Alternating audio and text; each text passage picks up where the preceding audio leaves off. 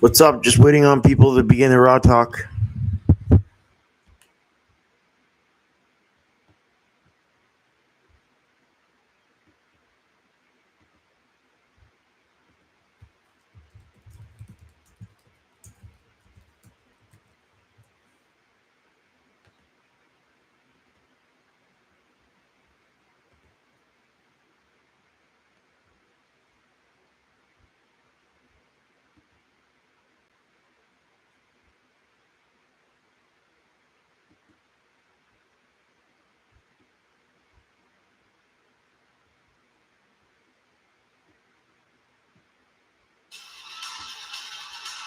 Ladies and gentlemen,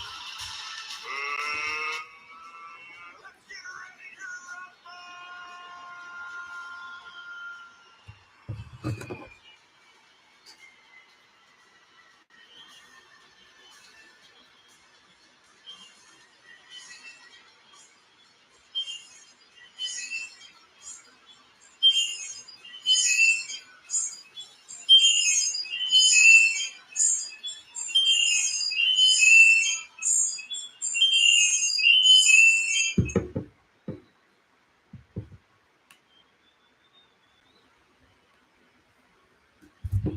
What's up? Waiting for more people to come on here before I begin the Raw chat. But we're going to go over tonight's show.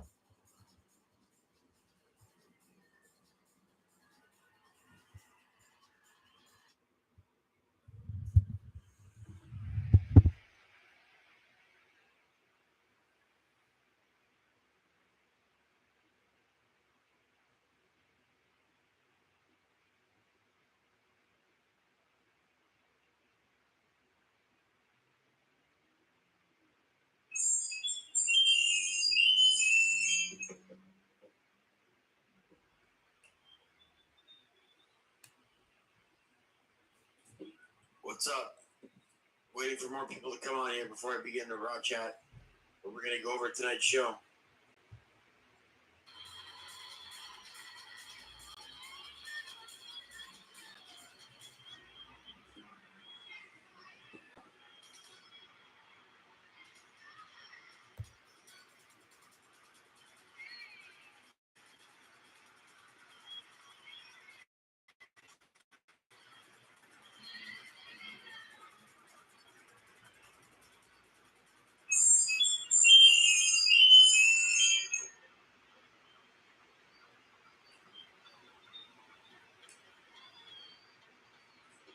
What's up?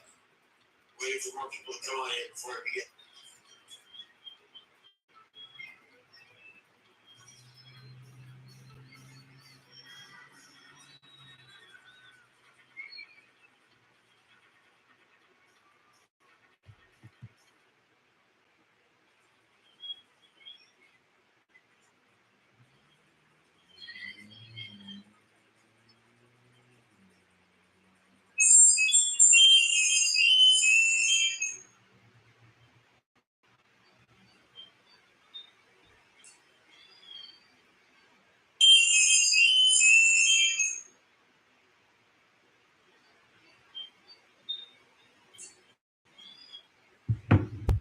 Can somebody tell me if there's static in the background on my chat? I'm just curious if there's static in the background. If somebody can help me out with that in the chat and say, no, it's fine. It's just your voice. I'd appreciate it. Please.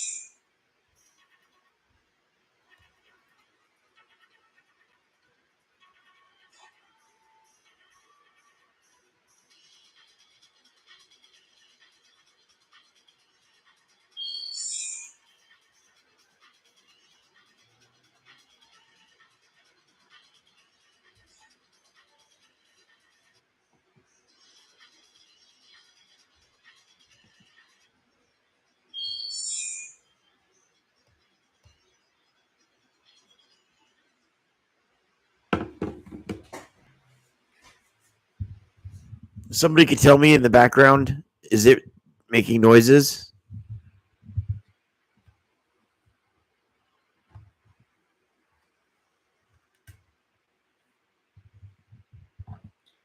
If it's making noise in the background, like static noises, can somebody please tell me in the chat? I'd really appreciate that. If it's just my voice normally, you can tell me that too. I'd really, really appreciate somebody doing that for me. If you could tell me if you hear like screeches in the background or if you just hear my voice. It's if just write the word voice if it's just my voice.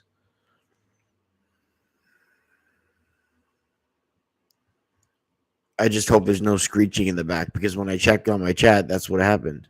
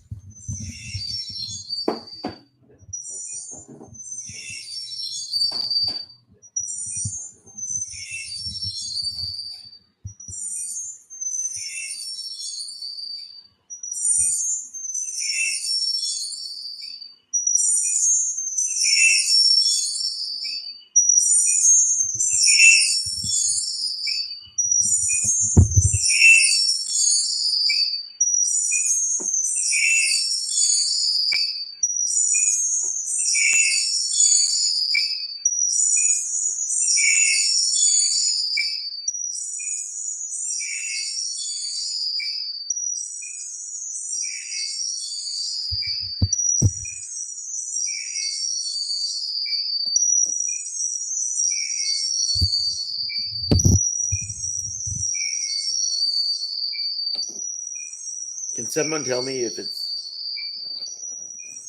Can someone tell me if it's? Can someone tell me if it's? Can someone tell me if it's?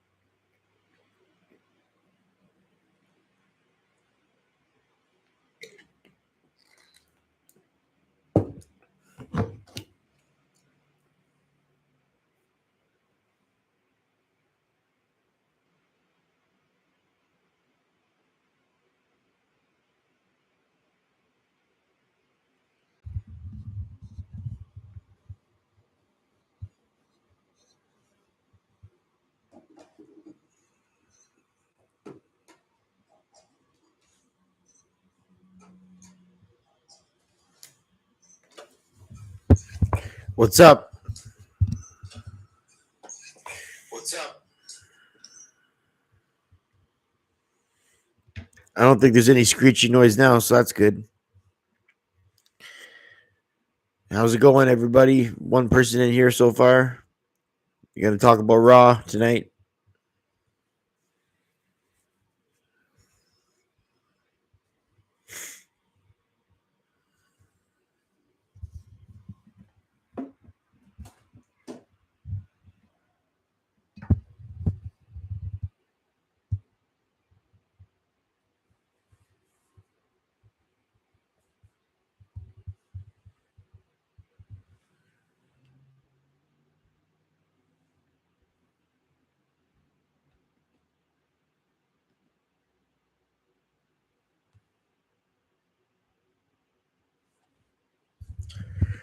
How's it going, everybody?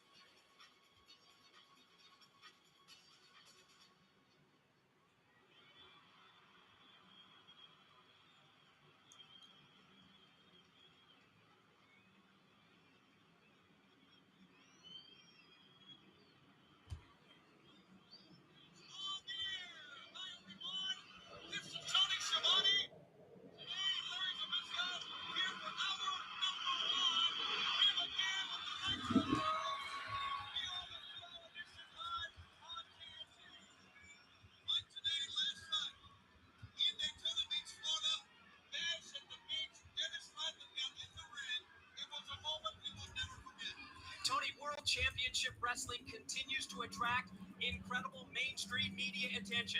Everywhere you turn today, print, radio, television, the focus was on Bash at the Beach. And the lasting image that I have from last night in Daytona Beach was Lex Luger putting three of the biggest names in pro sports today, Hollywood Hogan, Dennis Rodman, and the Macho Man Randy Savage, up in the torture rack.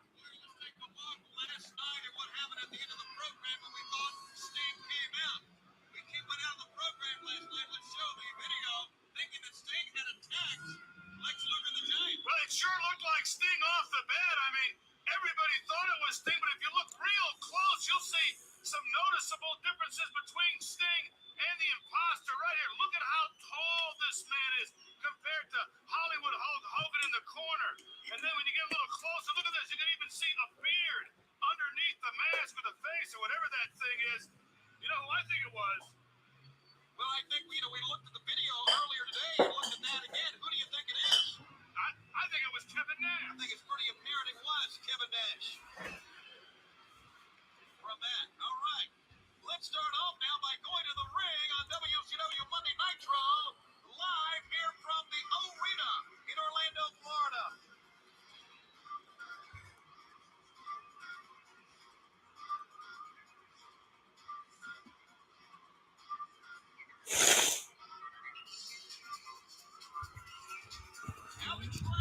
Just waiting for more people to join this chat room. How's it going? See somebody enter the chat.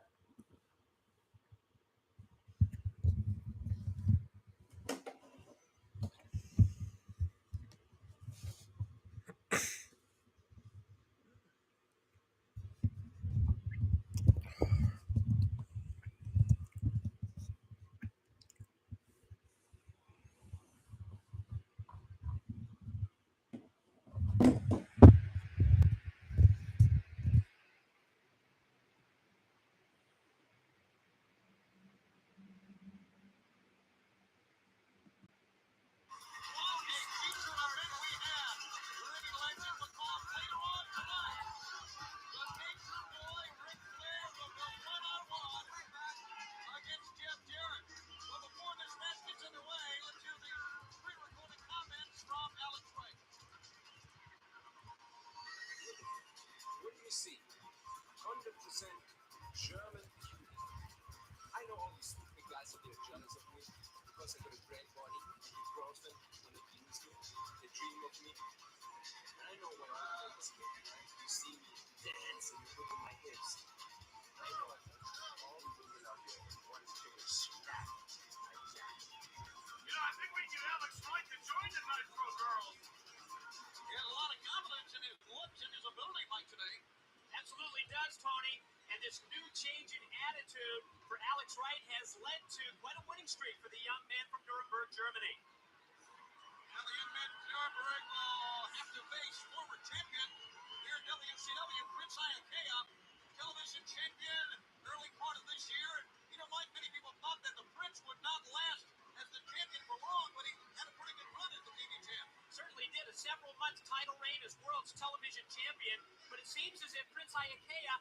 suffering from the proverbial sophomore jinx. He's having a hard time in regaining that title, and also, I think in terms of one-loss record, the Prince definitely seems to be suffering from some sort of a second-year jinx. Second-year jinx, just inexperience. And I think even when he had his hands on the title, I think it was kind of a fluke. Look at right there, standing wide open for Alex Wright. Fans, you heard us talk about Bash of the Beach last night in Daytona Beach. What a super spectacular event and unforgettable. Historic night in our sport. We're trying to play a little fire right here. But you know, fans, if you missed it or if you want to see it again, the encore presentation will be tomorrow night. Sure, you're calling your local cable operator because it's going to be a once-in-a-lifetime event that you'll never forget. Flair and Piper in the classic. We've talked about What's up, everybody? Say hello if you're in the chat.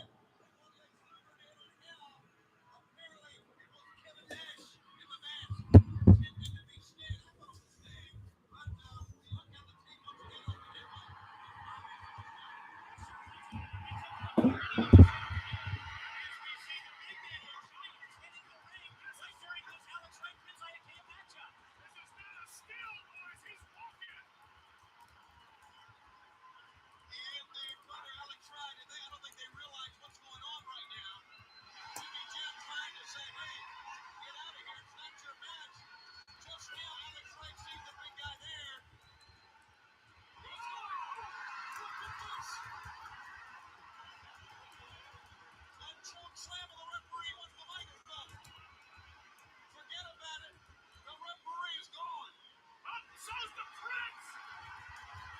This giant is out of control. One hand. Alex trying to make him. Yes, he's coming out. This is coming out. The title. But there they go. The whole security force now here tonight. And they are now taking up the ring. The man, guys, is completely out of control. Bodies are everywhere and more to follow. Yeah, I'd run the other way. We found a spot for him too. Not an empty piece of canvas. Real estate's going way up in there. We better let him talk. What's up? Just watching an old Nitro for my reviews on the channel. Waiting for a certain amount of people to join up in here.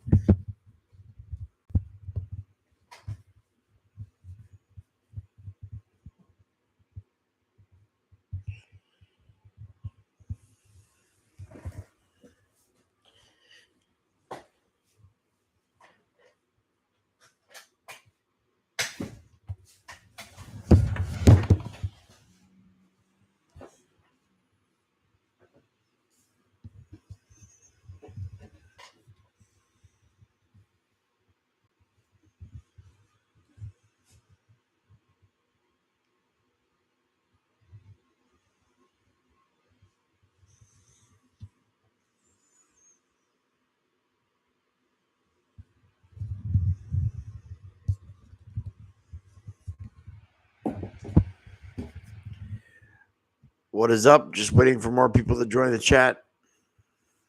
Then we'll talk about Raw tonight. Just a few hours away, actually. Time flies. Say hello in the chat if you feel like it.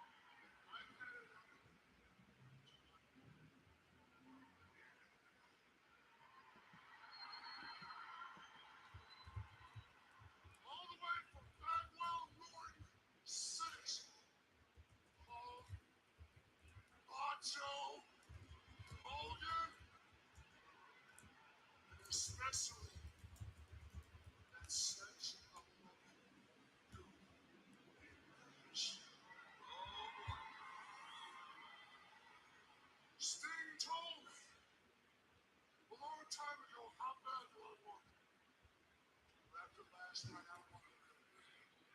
Sting, I know that wasn't you that hit me. I know good and well this Lex told me. Nash, it was you. You're on the top of my hit list. Don't even try to stop me. I'm scared through the building. I want some of him now. Nash, the coward that you are, come on in now. Security, personnel led by Doug Gallagher, out. They're trying to talk the giant down. He's out of control here, man. What's up, everybody?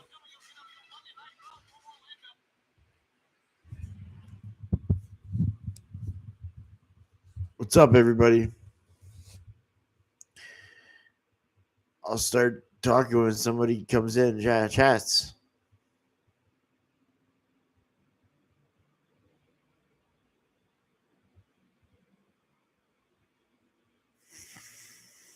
That's the point of the live stream, to chat, so that's what I'm waiting for. Just waiting for that. People keep poking their head in and out.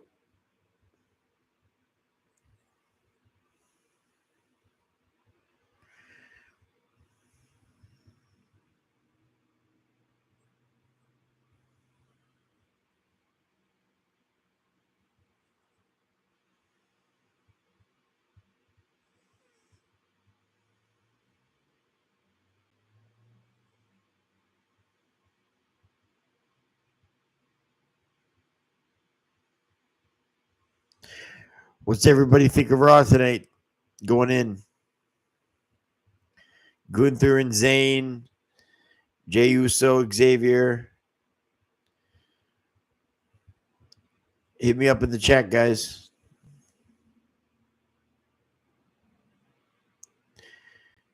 Even a Donnybrook match between Pete Dunne and Sheamus.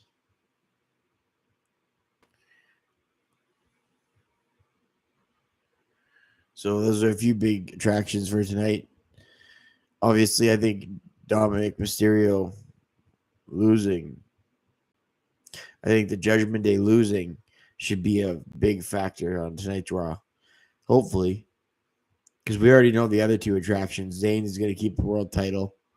Or Gunther's going to keep the world title over Zayn. Jey Uso is going to retain the Intercontinental title over Xavier.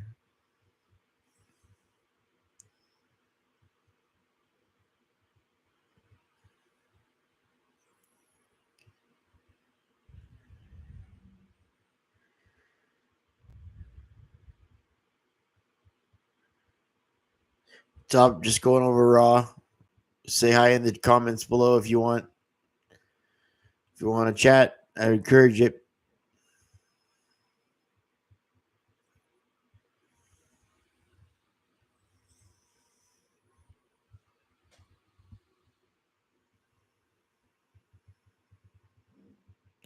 Nobody has to chat. It's just your prerogative. It's not a big deal.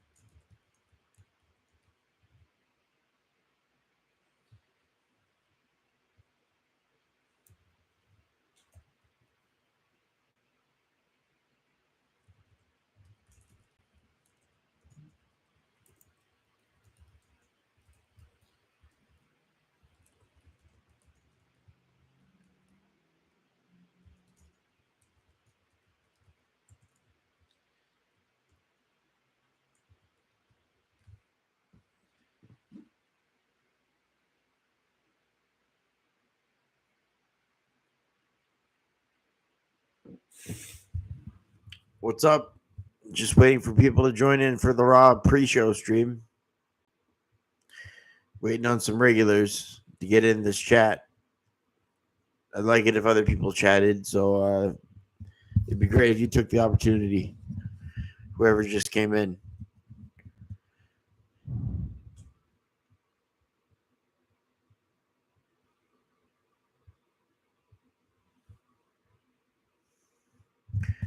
Obviously, you don't have to chat, but it's better when people do. Just waiting on people to file up in here, and then I'll get going on Raw. We got a bit of time, so it's good. Monday Night Raw should feature a couple of surprises, I hope, because the title matches look predictable. There's no way either guy is going to win the title of the opposition. But I want to know what they do after one of their worst ratings of all time, 1.2 last week. I want to know how they're going to change the formula a little bit. That's what I'm looking forward to. And maybe Drew and Punk's feud being over. That's another positive. Yeah. We have to see, but I don't know. It's a 3-hour show, so there's going to be other shit too.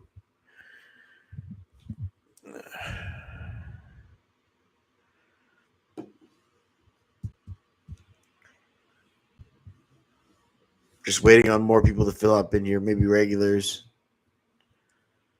It's a weird time to stream, I know, but I wanted to do it before the Raw hits. I've been doing these streams just recently. This is one of my first streams. I only got like 5 other streams for the past 5 days. So a little bit different with how it goes, but this is a chill place on this channel. Hopefully you're subscribed. I'm almost at 500. If I get 500, it'd be great, but I'm 7 people away. So if you wouldn't mind doing that, if you're still in here and you care, I'd appreciate a subscriber. That'd be great.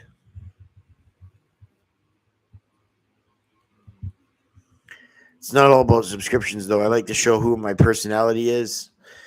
I get to meet friends on here, learn people's names. And I can't show my personality when I'm doing my wrestling reviews because I'm always like, yeah, DDP beat the Giant at 401. Bagwell interfered. You can't get a sense of who I am that way. So I thought, why not just do a live stream? I never thought I'd have anything to talk about, really, but the idea was golden. So I did a live stream a week ago for the first time. 10 minutes in, I get like 10 to 15 subscribers. It blew my mind. And all I was doing was just being myself. That's it. It shocked the hell out of me. So I'm like, well, this live stream thing might be pretty good. So I've been doing it like every day. And obviously it loses its flavor a little bit if you do them every day.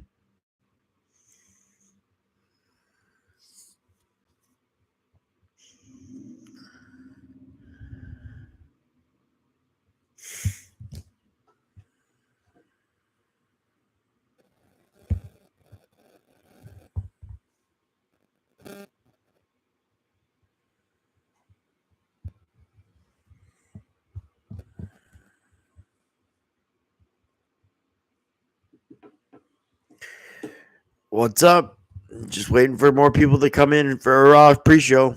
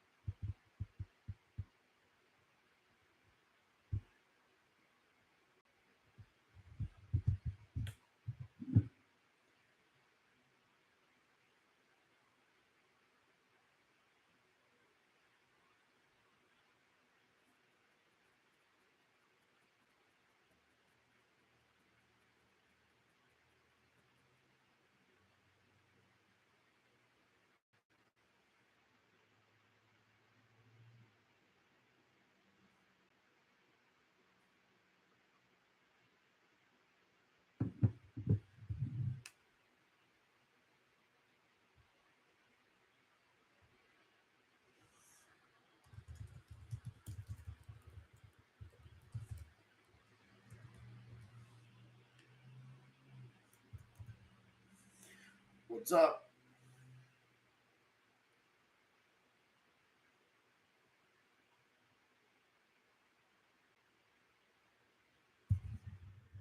If you're a regular here, what's up? Even if you subscribe to my channel, I almost at 500 subscriptions. I need just 7 more.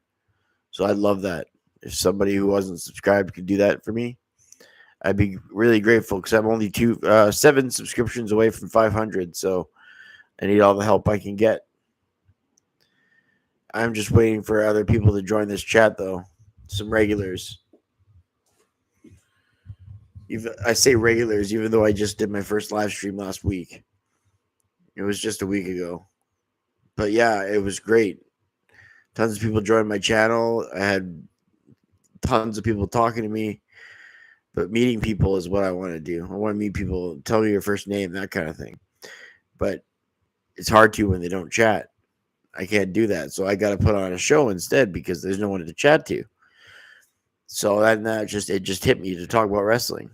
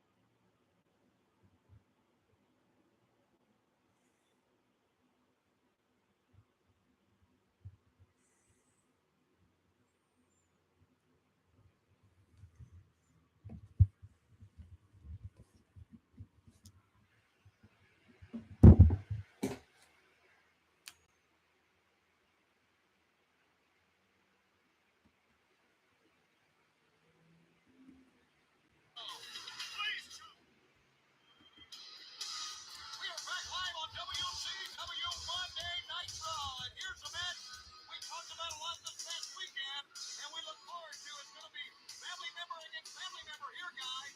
The Guerreros. Eddie will meet Chavo Jr. And I just don't buy into Eddie Guerrero telling us that he's trying to toughen up Chavo Jr. from his acts in recent weeks. My brother ain't your legs in the ring. Doesn't mean you gotta talk bad about the Guerreros. He must have heard you. Wow. Well, let's go back and show the fans last week what happened here on WCW Monday Night Raw. Eddie being double teamed, being pounded, makes the tag to Chavo. I mean, he really got out of the corner in a hurry. But that was not the whole story during the tag match. As a matter of fact, Eddie Guerrero walked away and left Chavo to be assaulted by 2 men back into the Wolves. It's the Wolfpack, actually. Norton and Bagwell destroyed Chavo Jr. while Uncle Eddie walked away from the ring. Another part of that story later on cameras in the back shows the 2 men, Eddie and Chavo Jr. going at it, fisticuffs. One-on-one matchup. It should be, if nothing else here, Lenny Legend, very interesting to see what happens. You know, no strangers to the Guerrero family. Uncle Chavo Sr., Lando, Hector, and they always fought amongst themselves, but it never got this far out of hand. They always woke up the next morning and they were family again, but something happened here with Eddie and Chavo. Eddie's even got I hate to say this, Tony, but he's got that greasy look like the New World Order does. Now, speaking of the New World Order, you heard what the Giant said. He's led around the North Ring dressing room here in the Orlando Arena looking for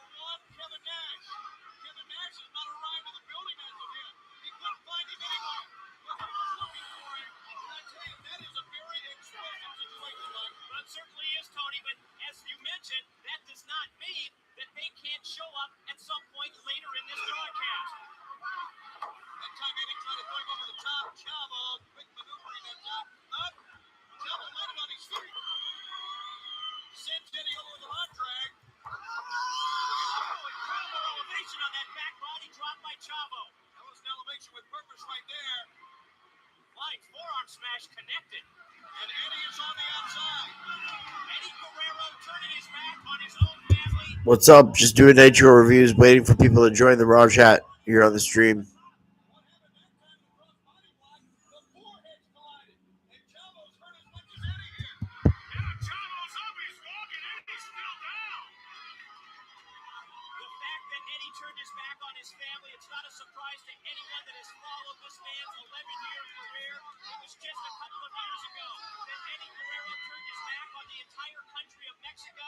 He denied any association with Mexico.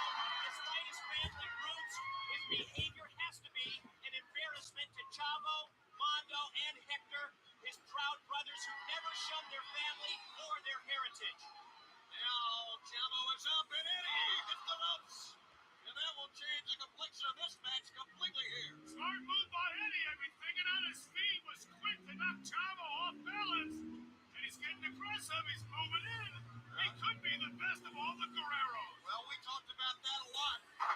We use the adjectives intensity with Eddie Guerrero and hard determination. And it's really changed for this man now. Sending him on the outside. Oh, boy. That is pretty disgusting if you ask me. It's almost as if he's trying to humiliate him on national television. And we've mentioned in the past, despite the fact that they are uncle and nephew, 3 years of age separates them, and they grew up as brothers. Chavo, determination plus here, and Eddie fires back. Neither man really in this matchup can get much of an advantage here. What's going to be interesting is, I mean, Eddie experience he has. I think it's more than enough to compete with the determination Chavo has. Chavo is going to have to dig down deep to compete with the experience. Oh, he got one in. Eddie, the face to the top turnbuckle. Oh! Northern Lights with the bridge. And he got a 2 on. The Northern Lights suplex was on target. And Chavo back to the attack again. Good maneuver by the upstairs. 1, 2. 2 count that time with the German suplex followed up by the bridge. You know, Chavo Jr. has come a long way in a short span. A pickup and a scoop slam now. I don't know if it's a start. He's way up. He's going. Chavo Jr. up on top. Too long. He took too long. He tried a frog splash. He tried a textbook Eddie Guerrero frog splash. And you're right, legend. He wasted too much time. And of course, if anyone knows how to counter the frog splash, it would be this man, Eddie Guerrero, follows it up with a power bomb. Now he's headed to the top. This looks like it's time for his patented move. Well, and Eddie's trying to toughen up Chavo. This is the way to do it. 1, 2, forward. Eddie Guerrero, I don't know what he was trying to prove here. Toughen him up or not. But just a lesson in brotherly love, I guess. Maybe so. He always had the experience. Oh, wait a minute. He's not tough enough.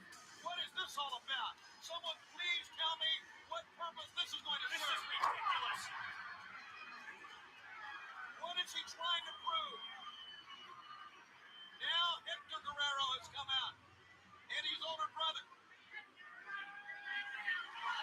I'm telling you, all the Guerreros are like this. They've been fighting amongst themselves. I've never seen them to this point, but 50 Guerreros out here. Oh, that's it. You want to talk about bring experience, talk about Hector. Just shoved on his can that time by Eddie. And I think what we're seeing right here is Eddie completely divorced himself from the family, Mike. Well, it certainly looks that way, Tony. And at this point, What are you going to do about it? I'm not sure the other family members care. I don't think anyone can do about it. Let's go to Gene Okerlund. All right, thank you very much, Tony Schiavone. We've got a great one going tonight live here from Orlando on Nitro. Please welcome Kimberly and Diamond Dallas Page.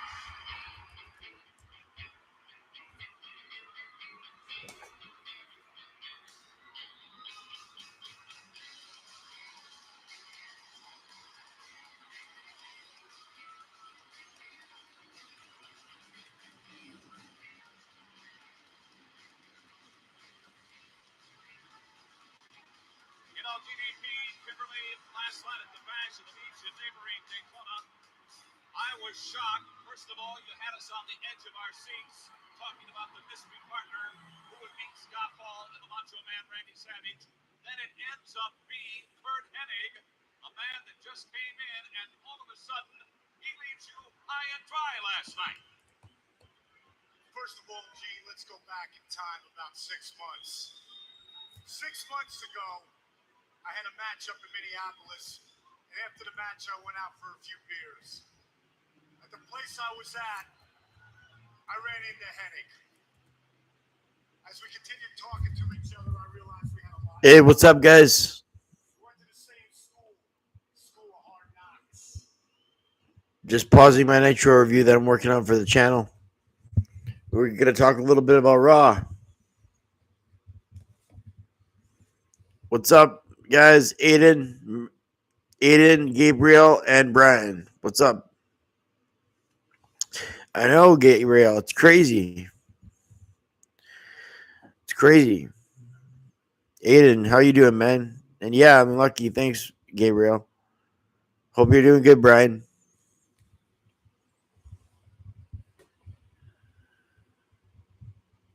Nice.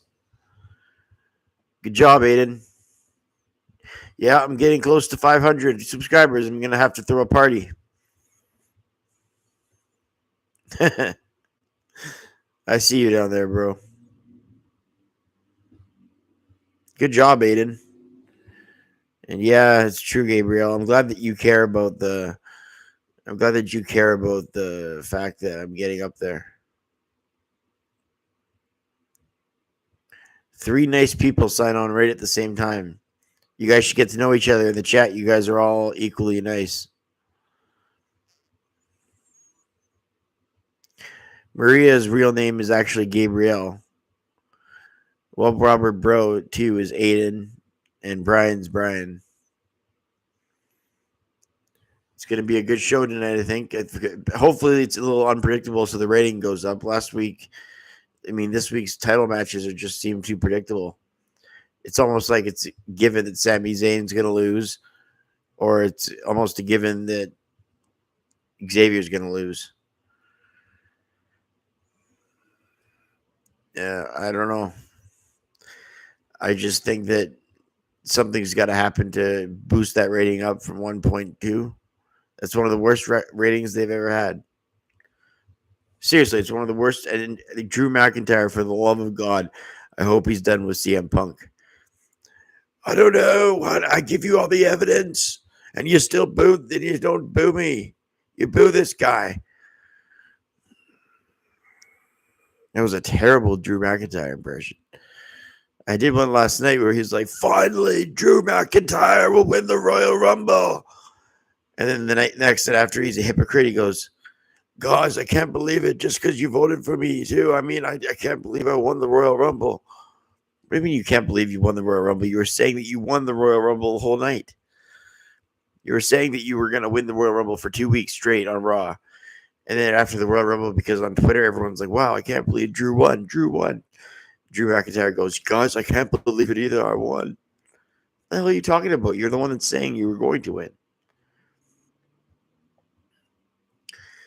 Yeah, I saw The Rock return. That was crazy. And Jimmy. Yeah, you're right, Gabriel. And yeah, I saw The Rock return. That was crazy. And Jimmy. Yeah, you're right, Gabriel. And Jimmy. Thanks for smashing the likes up in the chat. Appreciate it, guys.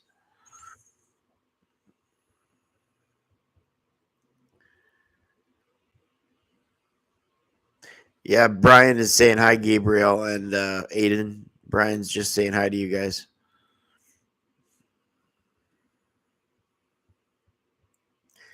But yeah, thanks for the thumbs up in the chat. Really appreciate it. Oh, another one.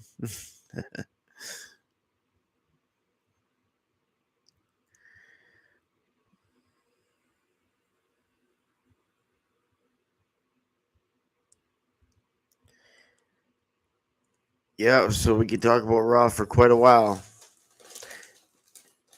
But I'll definitely do a Raw live stream.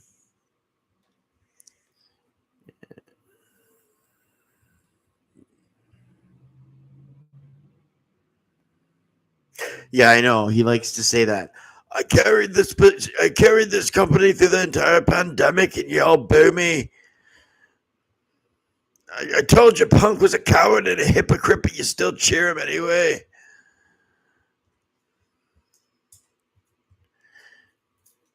More like Drew almost put the company out of business when he was on top. There's a reason those seats were empty, Drew. If it was Austin in the Attitude Era, I don't think the seats would have been empty. I think people would have fought to get in.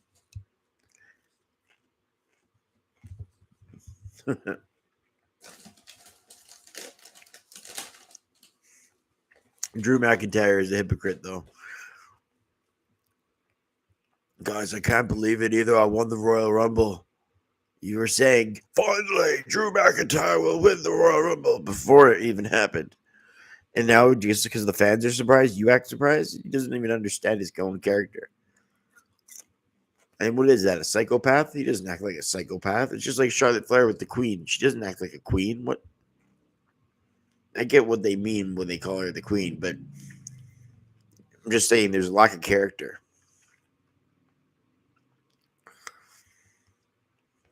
Yeet. I've never said yeet before. That's the first time ever. First time for everything, I guess. Yeah. Yeet.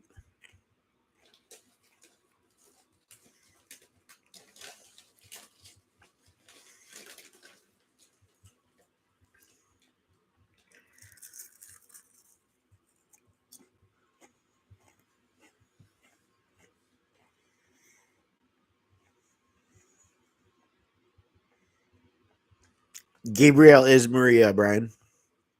Aiden is the other person. Aiden is what Rubber Bro 2. And Maria is Gabrielle. L-A. So what's this Kevin Owens thing? What happened? Is it real? Like, is it something for the storyline?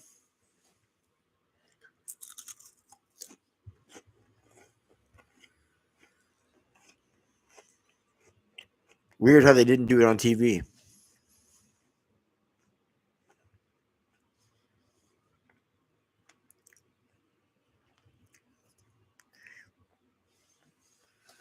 Cool. What's going to happen today on Raw? Other than Drew McIntyre complaining, other than matches, commercials during matches when someone gets thrown to the floor, other than Triple H saying it's going to be a new era for the 80th time. Other than that, what's going to happen? Oh, yeah, Sami Zayn's going to lose and Xavier Woods is going to lose. Pete Dunne's probably going to lose too.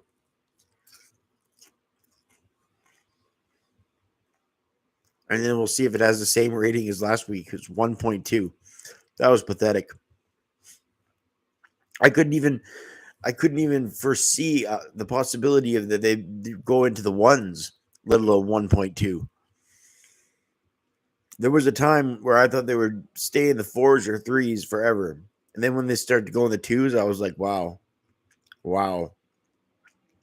Now they're in the 1s, and then they draw 1.2.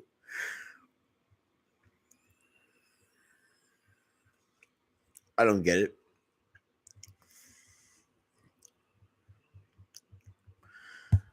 Yeah, they both have no chance in hell. No chance. That's what they've got.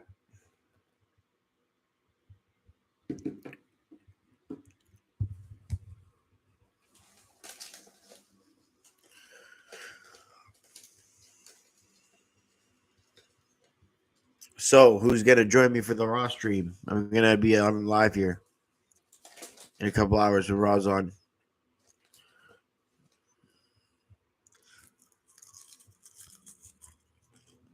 Awesome.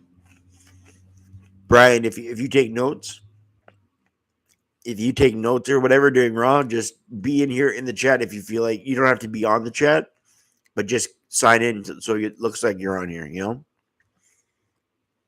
And then you can do your own thing at the same time, right? unless you need the computer to be on something else. But yeah, the Raw stream will be live tonight.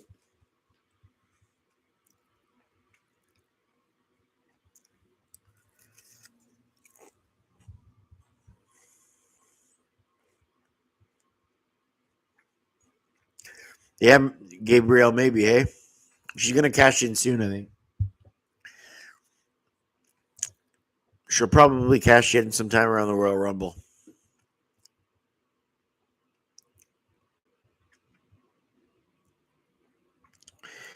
Yeah, I know.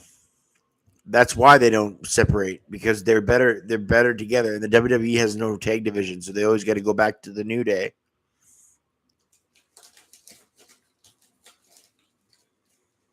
The New Day. All right. See you, Aiden. Thanks for popping in. Pop in another time. Stay subscribed and notified, buddy.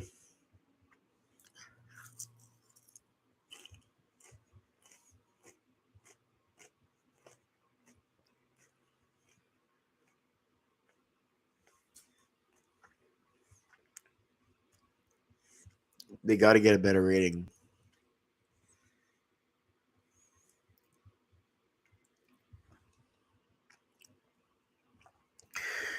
Come back for the Raw stream.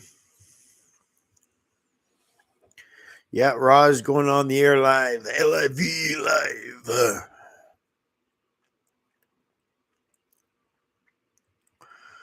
Macho Madness, yeah, has got more to offer. President Jack Tunney thinks that I got. Yeah, I'm going to tell you something right now. Card stacked against the Macho Man Randy Savage. Yeah, let me say it. Let me say it out loud.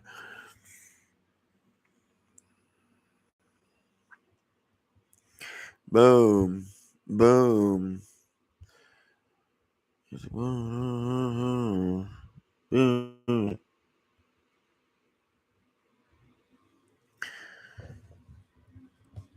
Brian, are you going to watch the stream for Raw? Are you going to be on the stream, or are you going to be doing your own thing?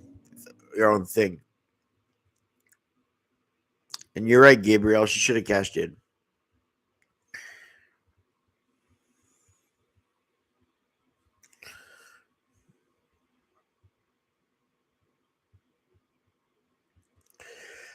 It's actually a Buffalo Sabres jersey. It has similar colors to Canadian, Brian, and thanks for loving it, but it's a Sabres jersey. I'll show you.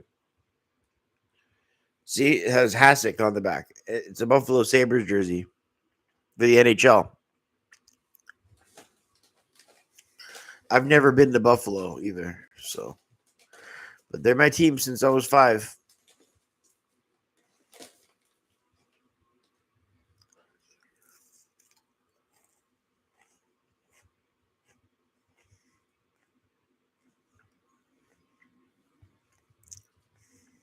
And my team since I was 5, yeah. Buffalo. They usually wear blue and gold jerseys. But that's their third jersey. That's their black one.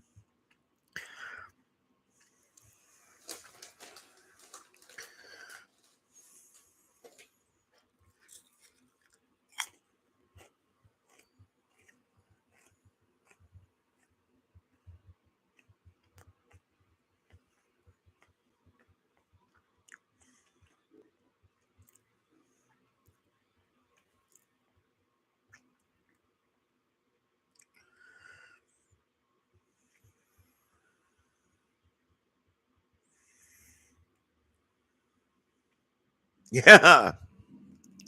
I used to have a Palmerville jersey. I left it at this lady's house that I moved out of, but I used to have a Palmerville jersey. That's crazy. You remember Jason Palmerville?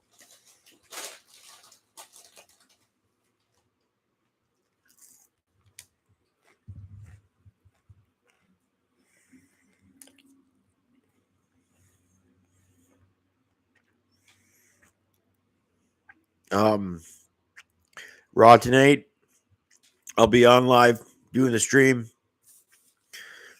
And same thing for SmackDown. I'm not going to be doing a review of Raw or SmackDown probably on the channel, because the live stream will be good enough.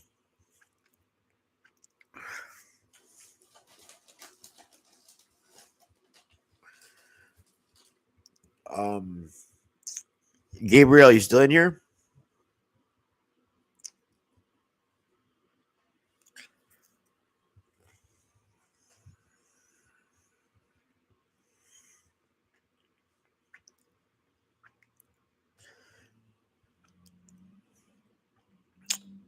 You think they're good? So the Miz turned heel, right? So they're gonna add to that. They're gonna add to the Punk Drew thing. So there's gonna be some promos tonight. R-Truth will probably be involved with the Miz.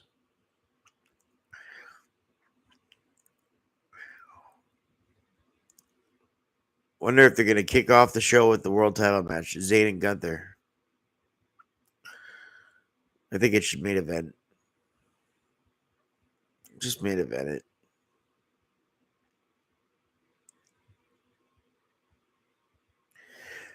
But we all know who's winning. We know who's winning the IC title match and the world title match. It's pretty simple.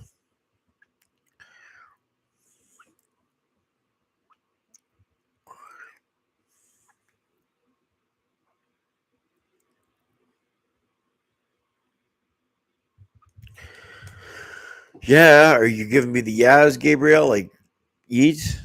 Instead of yeet, you're giving me the yeah. Yeah. The LA Knight, yeah.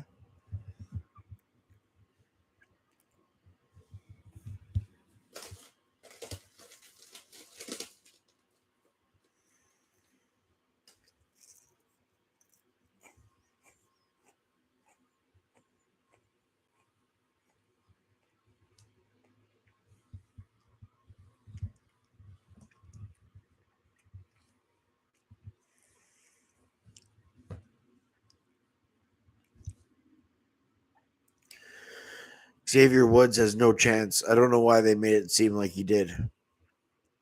It's like Finn Balor. He has no credibility right now. He's losing at the Judgment Day. He's supposed to be their leader. And he's losing with it. They're losing with him.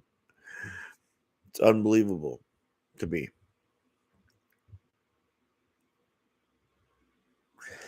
Thanks, Brian. Appreciate that, brother.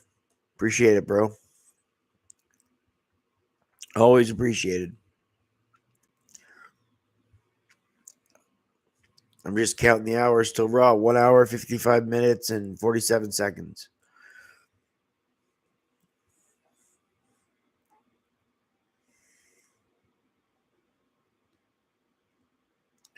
That's pretty quick, Raw, to be on in just 2 hours. Weird. It doesn't feel like it's almost 2 hours to Raw. It feels like it's like noon. For me, anyway.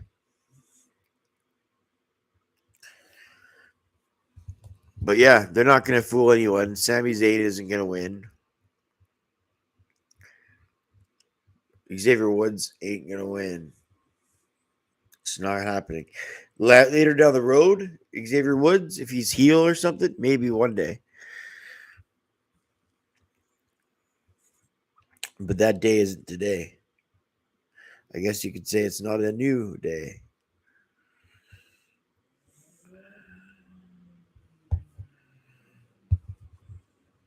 No? Not even a little? No. Okay.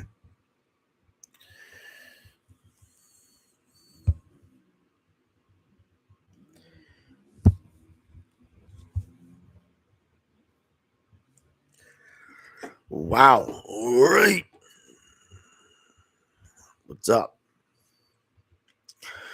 Sheamus will defeat. Yeah, he's going to make Pete Dunne his bitch pretty much in a Donnybrook match.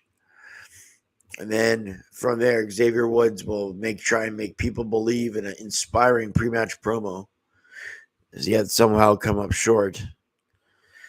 And then part 3, and then he's going to get more paranoid when he loses and insecure.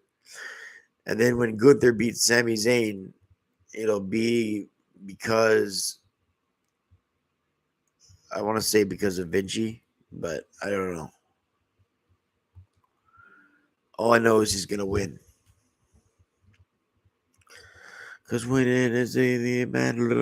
Winning is really the only thing we do. We're going all the way. We're gonna win. Racism. What? Hey, Dookie on me. Why would you say something like that?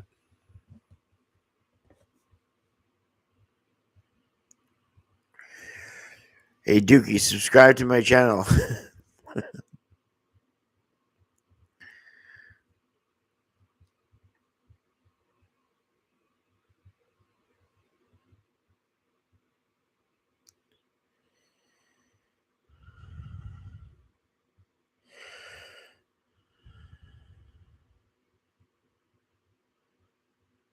Seriously, dude. Some people have nothing better to do.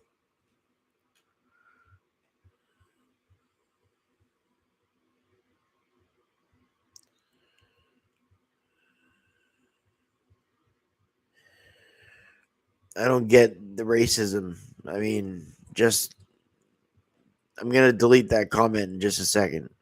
I have to. That doesn't fly here, man.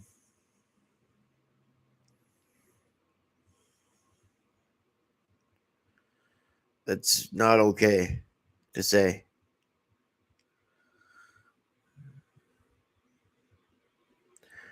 I've never deleted a comment. I've only had a live stream for 8 days. But I'll definitely delete this one. Yeah, we're not going to talk about that on this channel. Strictly wrestling, that's it. Like I said, Gunther's going to beat Zayn. Xavier Woods is going to lose to Jay. Pete Dunne will probably lose to Sheamus.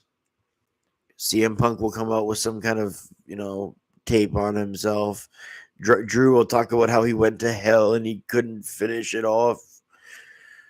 And he'll whine and probably complain about it some more.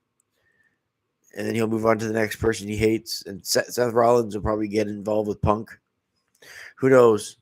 It should be a good show tonight. There's a lot of potential. Yeah, I am going to delete his racist post.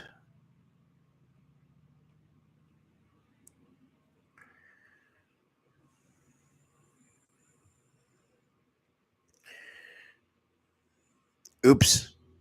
I accidentally deleted your message, Brian. I'll do his. There, his is gone too. All right. So, what do you guys think about the world title match? Let's hear about the world title match on the chat.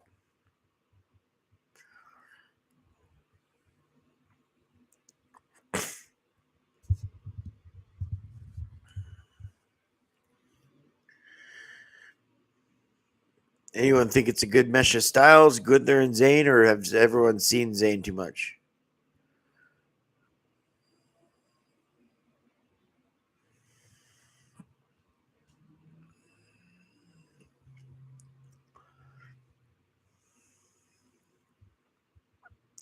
Do do do do do do do do. What do you guys think? I'm thinking that I'm thinking that I'm gonna think about it. Yeah, think about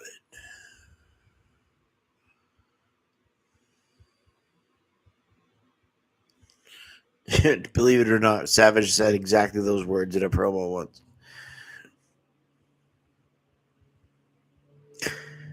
Ooh, I forgot about those two. That will be good. Yes, we'll have a lot of tsunami attempts. Rollins will go flying. That'd be a great match. Good stuff, Brian. I want to see Gunther versus Braun Breaker. I want to see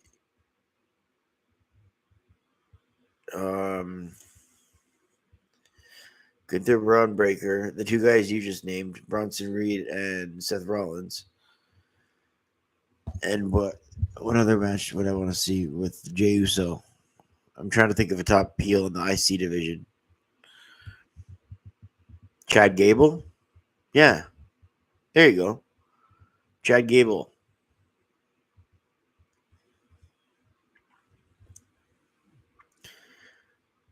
That's what I would book. Breaker, Gunther, Jay, Gable, and the two-man unit, Seth Rollins or Bronson Reed. Those are three big matches right there. And then Kevin Owens and Cody. Nia Jax and Tiffany Stratton, maybe. Yeah, that's okay, Gabriel. Thanks for telling me, and thanks for being here. I hope you stop by later for the stream, for the Raw stream. Appreciate it. So yeah, that's those are the dream matches I'd like to see on the Raw brand. Or those are the matches I think are going to be on the next PLE. Braun Breaker, Gunther, Seth Rollins, Bronson Reed, unless they finish that feud up on Raw, but I doubt it. And then the Jey Uso and Chad Gable.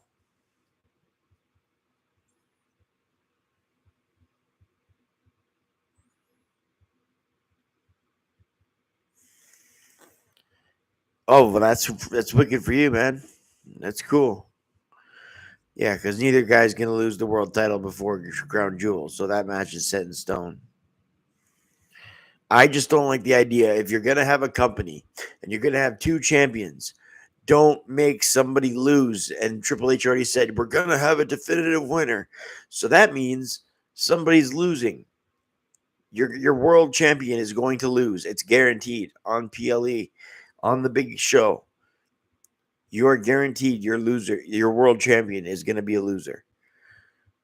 One of them is going to be a winner, and that person's going to look godly, and that's great. But do you do that at the expense of making a world champion a loser? You have to think about these things, you know? I think about these things all the time.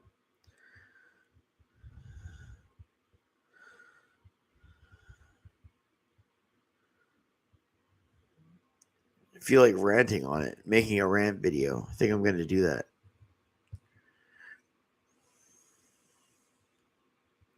Eventually, not right now.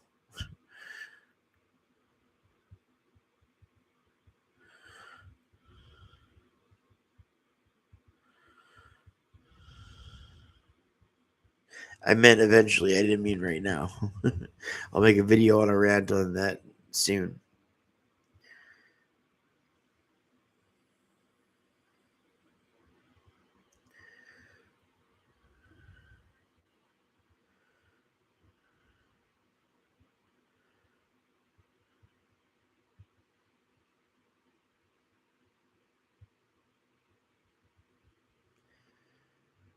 Who's up in the chat now? Show yourself. Show yourself.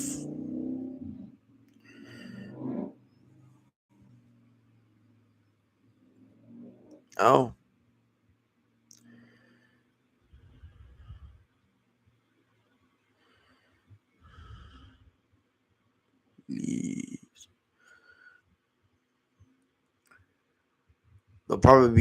They'll begin the show because always Triple H loves putting the second most important match on the beginning.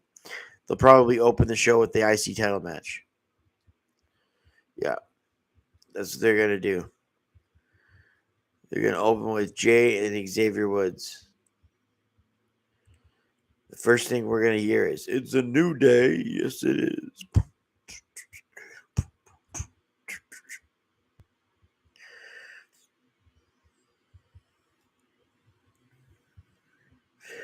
I hope it's good either way, even if it does kick off the show.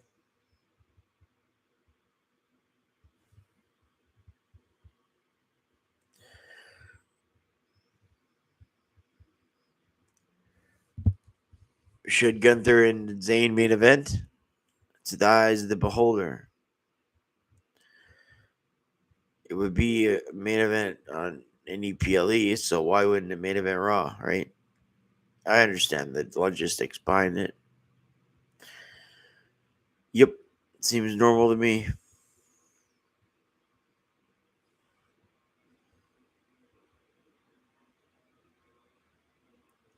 Hey, nothing to see here. Are you new to the channel? Because I don't recognize your name.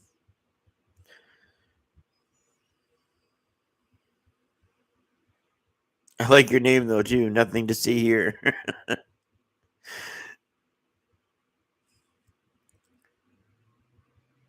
Hopefully you've subscribed to my channel. I need 500 subscribers soon, and I only need 6 more. Perfect. Sweet. I only need 6 more. Really appreciate that, dude. Really, really do. What's your name?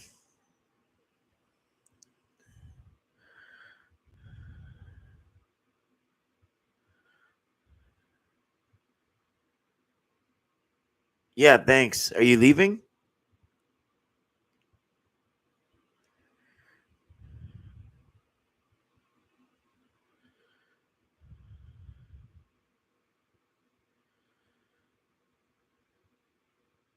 I'm just seeing if you're leaving because I was going to ask what your name was so I could call you something. Just curious.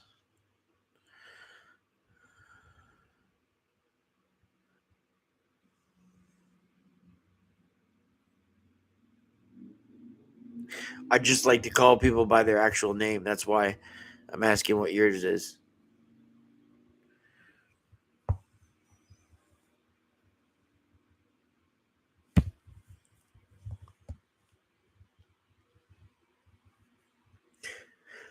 Yeah, I think he has zilch chance. I think they're going to make a lot of near falls to make it look like Zayn could do it, but there's no way he's winning, no. Unfortunately. That's the unfortunate part.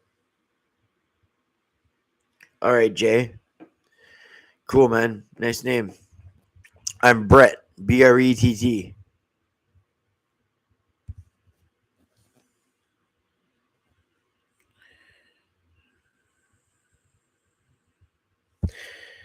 My computer still says 493 subscribers. It's weird, but it should say 494. Nate, ahead.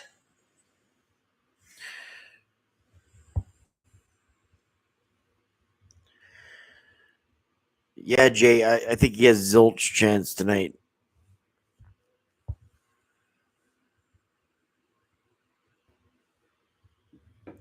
Jay, when did you subscribe, buddy? I don't see a new one. Thanks for doing so, though. That's awesome of you.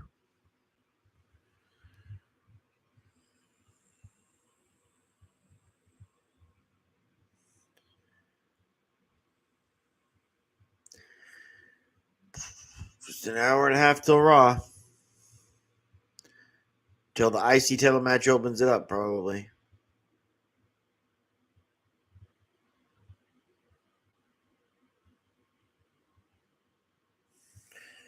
Yo, Jay, you still there? People are jumping out of this chat like they're jumping out of the Twin Towers. Like, not no disrespect there, but that's just how it is. If people are jumping.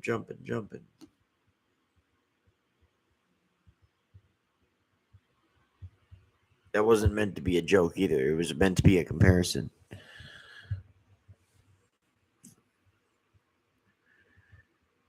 But yeah, Raw tonight. I hope they do better than their 1.2. That's all I can say. How can they not do better than their 1.2? That's the thing about ratings. They're obviously going to go back up. There's nowhere it can go from here, the bottom of the bottom. You can't get worse than what it is. And that's nerve wracking if you're, you know, if you have any stock in the company. They literally had one of their worst ratings ever. Non-holiday episodes. It was, I believe, the very worst ever. 1.2. I never thought they'd even fall into the twos. That was like the ruthless aggression era. I thought that they're not going to even fall into the twos ever, though. And now it's 1.2. Crazy. Maybe the NFL game will be better tonight. Not sure who's playing. I'm a hockey fan more. But yeah, the rating has nowhere to go but up. Nowhere to go but up.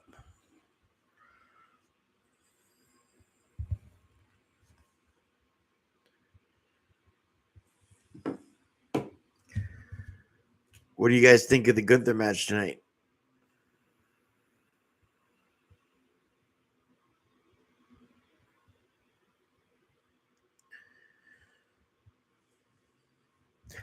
Gunther's gonna defeat Sami Zayn, obviously, but what's the cause gonna be? He's gonna get help or something from somebody. Maybe Braun Breaker comes in to help Sami Zayn. Braun Breaker accidentally hits Sami Zayn, and there's a Zayn Braun Breaker feud while giving Gunther the win. Just an idea. And as far as the IC title goes, I don't. They're obviously planning for Xavier Woods to get a singles title at some point. I think it's going to be a long time till Xavier Woods gets a singles title. But that's obviously, they're not going to talk about it like this and then just never give him one. He obviously knows in the back of his head, especially in this Triple H era. How many times does Triple H point to somebody on Instagram and he wants that picture with him where he's giving credit to their champion or not? It's happened all the time. He's a people pleaser backstage. He's a politician when he was on top, but he's a people pleaser backstage. Absolutely. He wants to give everyone their due. But the problem is everyone should have their place in the company, like low carders, jobbers, mid carders, main eventers. If you're not in one, don't treat them like they are. He treats everyone equally. And the problem is everyone's going to be 50-50 booked. Like, we got this world champion against WWE champion at Crown Jewel, right? So you are guaranteed that the world champion will lose at Crown Jewel. Guaranteed. Sure, there's going to be a winner at Crown Jewel. Sure, one person's going to look great, but you're doing that at the expense of somebody as a world champion losing. It makes no sense. If you're going to have a company with 2 world titles, for the love of God, don't have them face each other unless it's a unification match. Don't let them face each other unless it's a title unification match. That's the only way. Because knowing that a world champion is going to lose, it's terrible. It's bad enough that they lose when they do, but on PLE events now, and the fact that the winner gets a different title that it's supposed to be prestigious, what are they going to carry that around too? It's not like Owen Hart carrying the Slammies. It's going to be cringe because it's Crown Jewel. Nobody even likes the event. Now the world champion's going to have one of those things. I don't get it. What's up, Aiden? See you over there, man.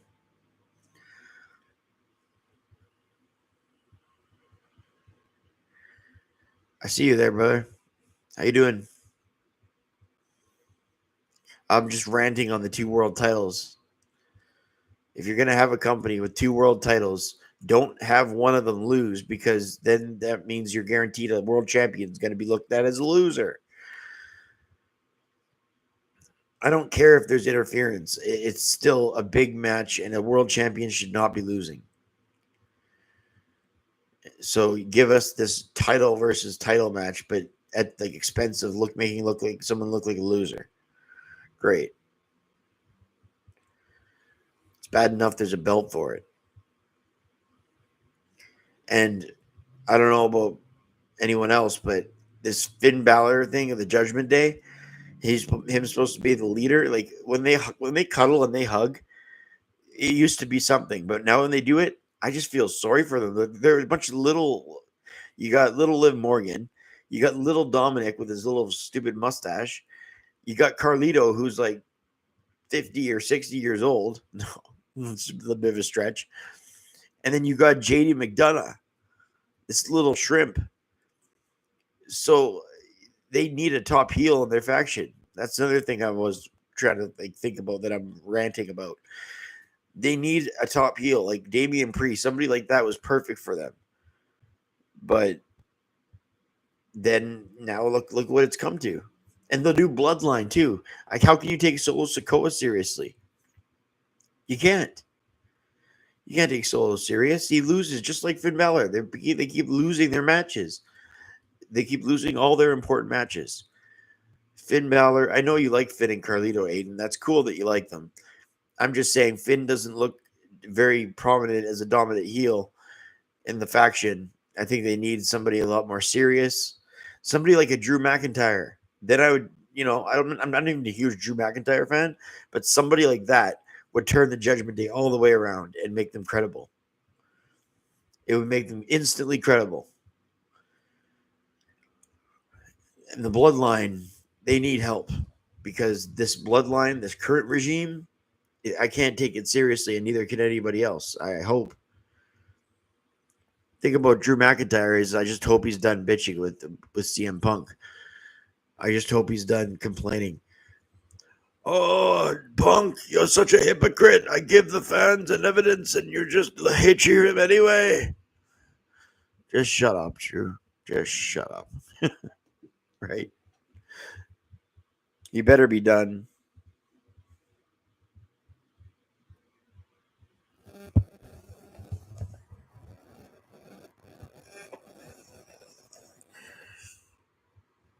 Just 1 second. 2 seconds.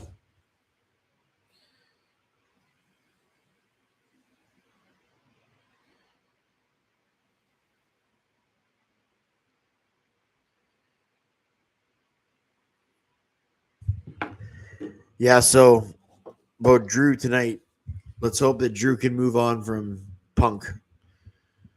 You cheer this hypocrite anyway. I give you all this evidence, and you cheer him anyway. No, Drew.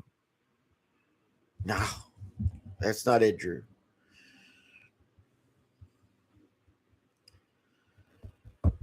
Oh, hell.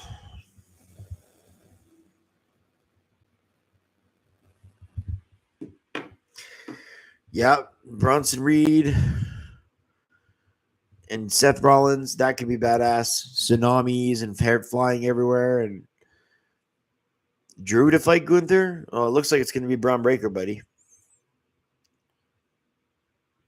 Guess what, guys? I'm 5 subscribers away from 500. I just got up to 495. I'm excited. 5 more. That's it. That's all I need. Just 5 more.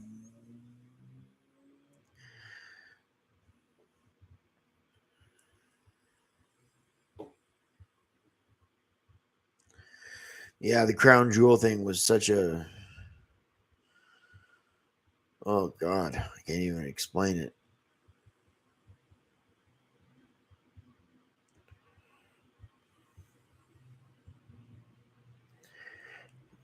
It sucks that it even has to be explained, let alone me explaining it.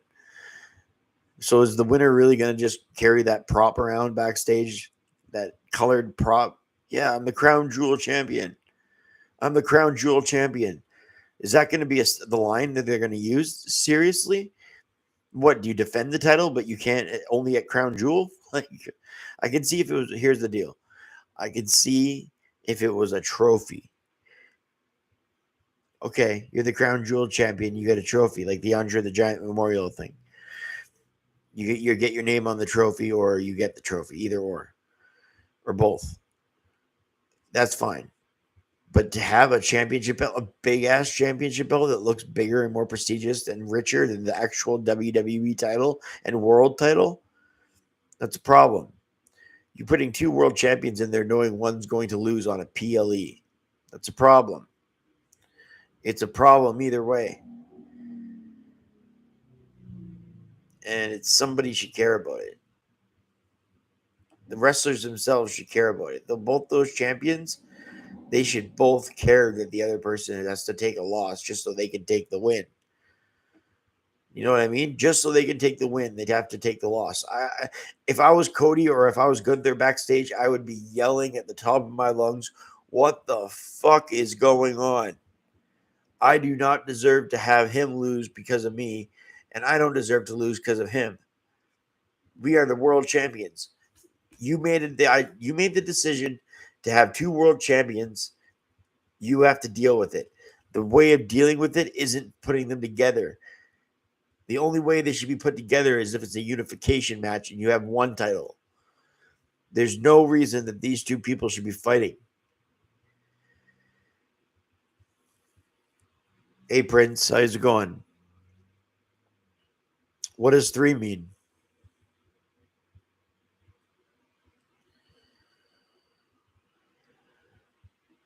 And Aiden, what are you saying yes about?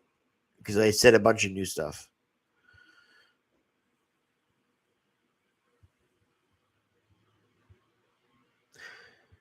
There was actually 6 people watching when I was talking at the beginning. Then a couple people left out.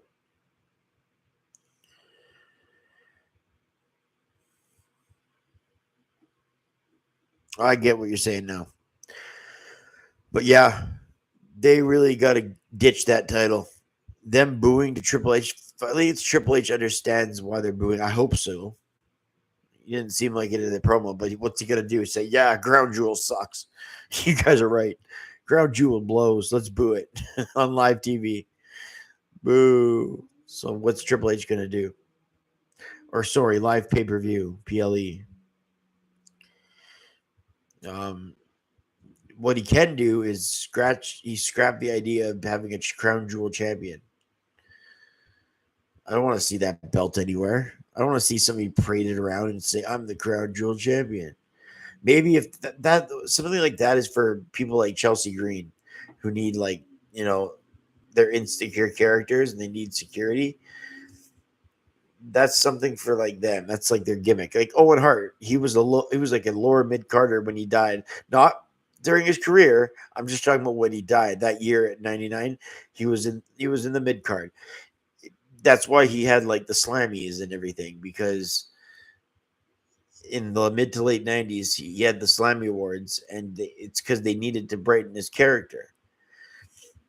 But yeah, so Owen with the Slammies is what made his character better. That's what they're trying. That's what my Chelsea Green analogy. They need, insecure people or things or characters that aren't going anywhere, like Owens was, unfortunately. They need things to add to it, so they made him a Slammy Award winner, which is why Chelsea Green can have something and then she brags about it. You don't give it to Gunther or Cody. Both of them are world champion. They don't need the extra security. You're doing this at the risk of making one world champion lose, destroying all their credibility, destroying every piece of credibility the champion has mustered to this point. And you're going to make him lose? Why? At the expense to make somebody win. And for Triple H, why? So more people subscribe to Peacock? Like, what is the point here? What is the win point here? Where does the logic and common sense come in? I'd like to know when.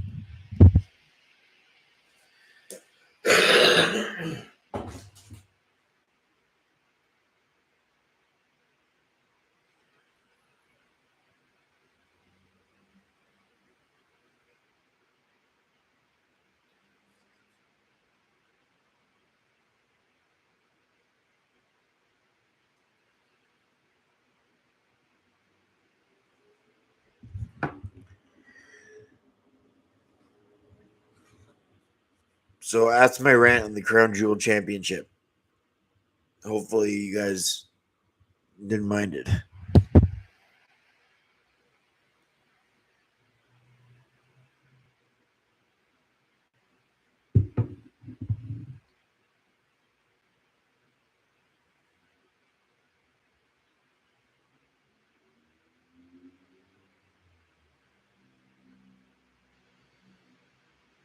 It just makes me think, like, am I the only person thinking about the world title?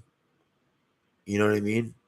The credibility and prestige the world title has.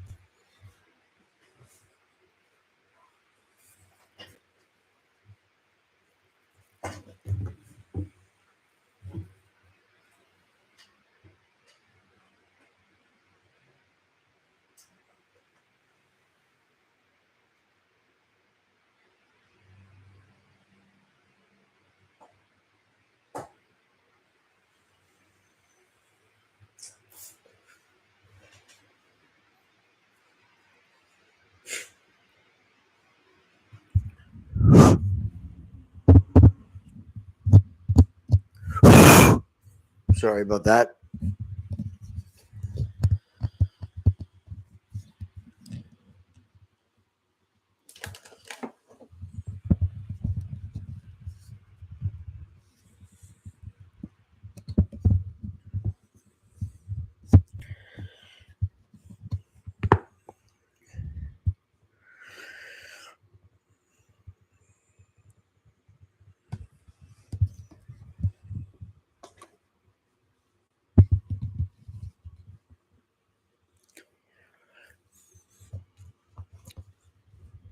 So, what else are we expecting on Raw? This Raw that needs to be boosted up from 1.2 rating it got. I think more often than not, Raw needs to be at least in the high ones. At least. 1.2 is so far past unacceptable. It's ridiculous that a company like the WWE, this multi-billion-dollar conglomerate company, and what happens? Their ratings go to 1.2. That's unbelievable. On the go home show. What if like it's just I just can't even. Wow.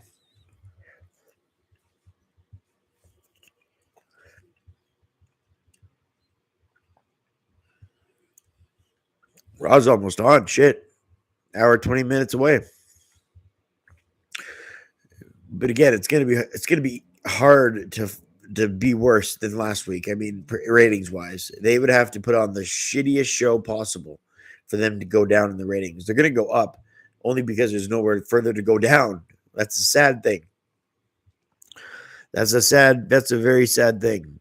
And you don't have nowhere else to go but down.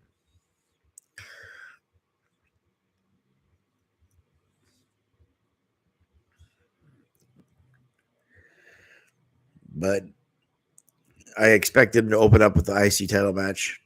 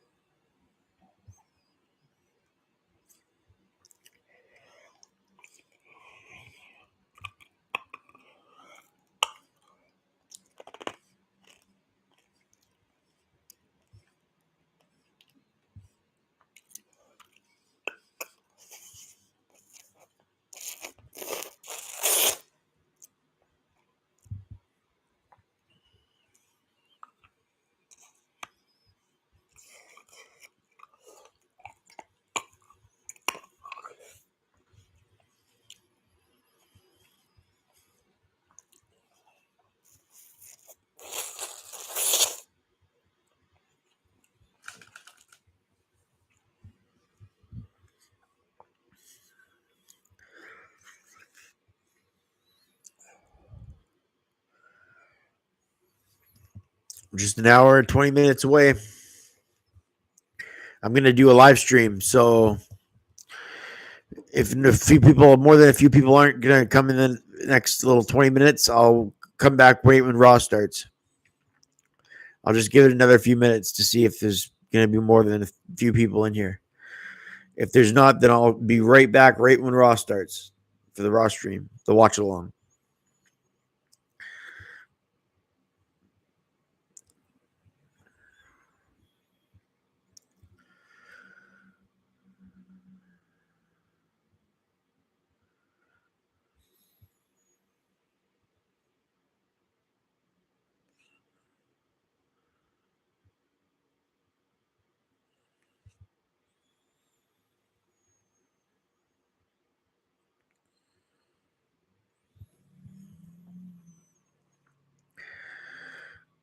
Okay.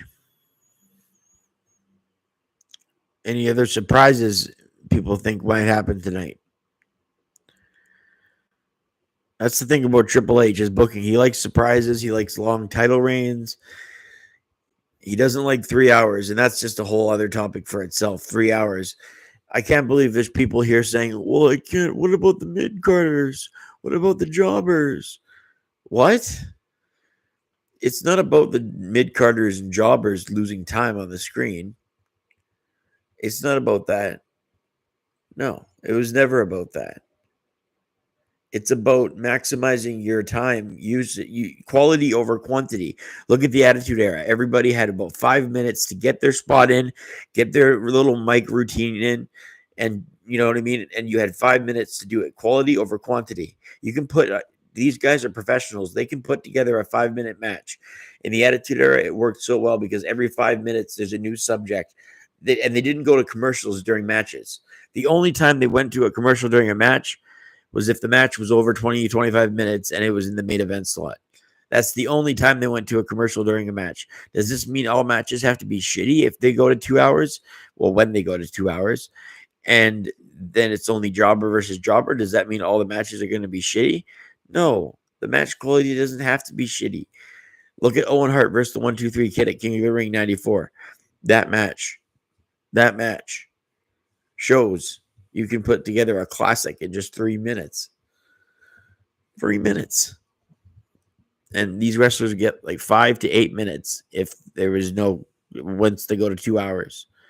They can put together a good match. And if they can't, they might want to find some other profession because I could even do a good match in that time.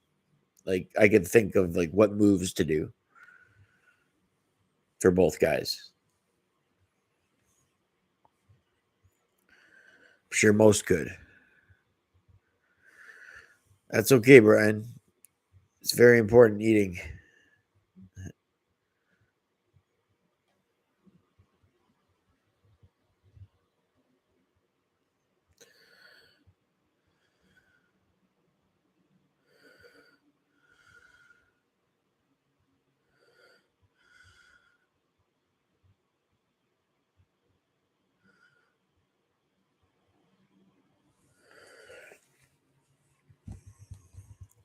So I'm probably going to go. I'll be back with the live stream when it starts.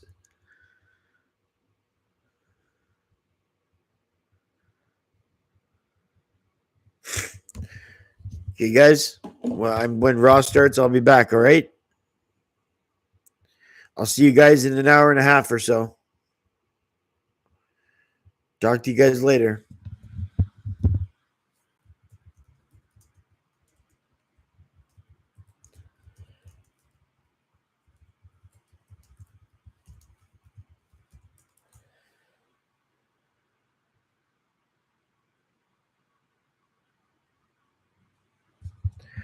I'll just see unless people want to talk for a little bit more. If you want to talk a little bit more, we could. But I'll be back with the Raw live stream.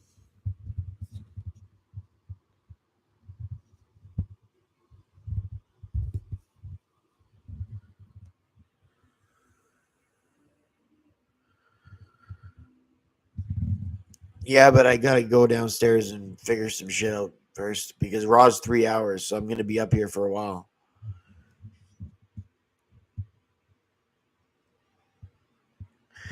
If we get a third new person to come into the room, I'll stay and talk. How's that? I'll give it 2 minutes.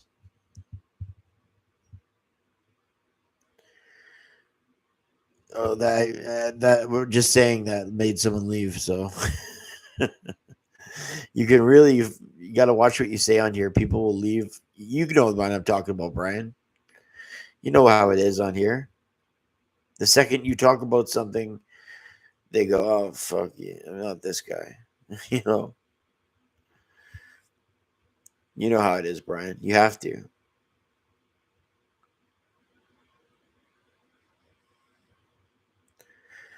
I wish I could bring all the likes from this chat into my Raw live stream that I'm going to do. That would be nice, hey? Yeah, based on your own experience, you know that.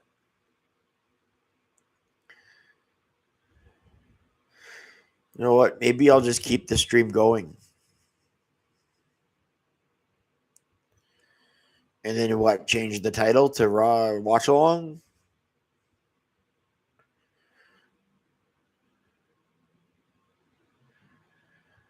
That's a decent idea. I'm going to do that right now, actually.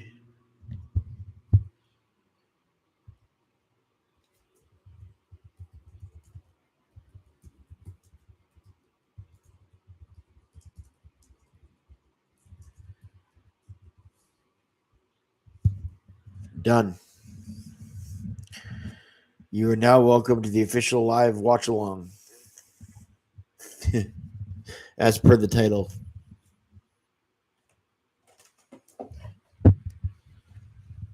Knowing the rating last week makes me wonder. Makes me wonder, man.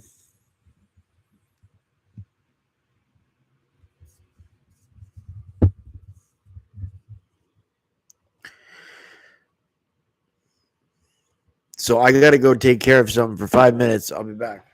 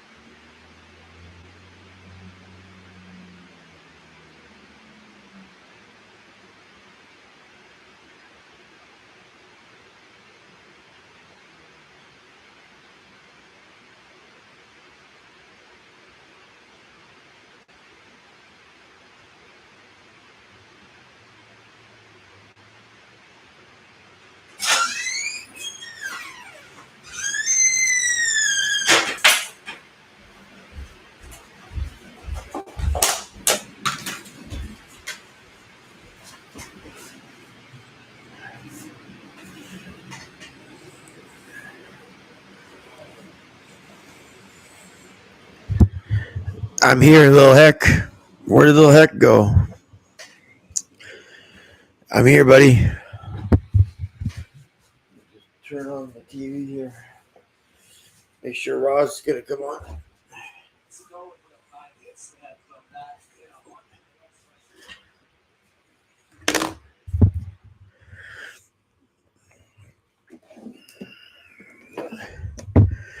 Is it little heck up in the chat with you, Brian?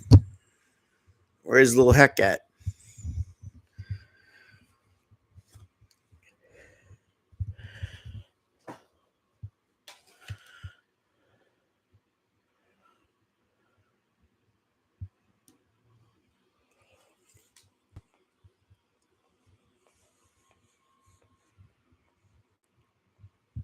Yeah, too bad. It's too bad. He'll come back, I think.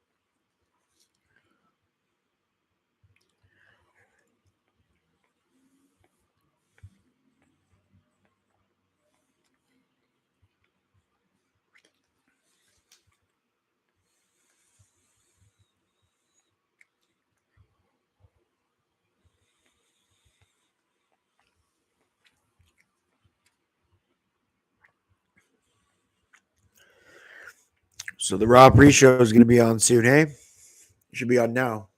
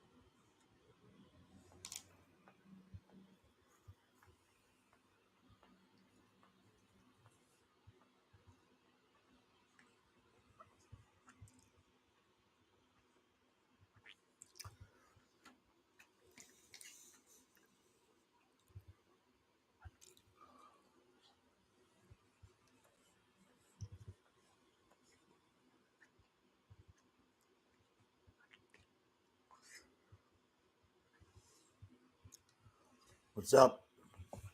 Is that you, little heck? Just over 45 minutes to the show. Thinking we're going to kick off with the IC title match.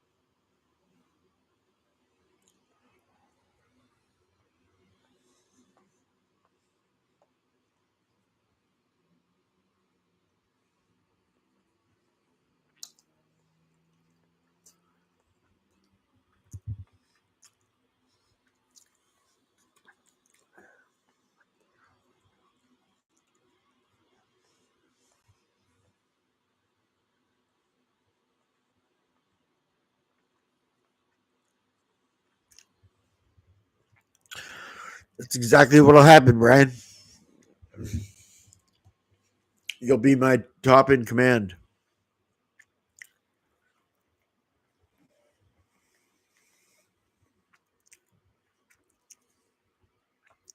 You'll be my number two.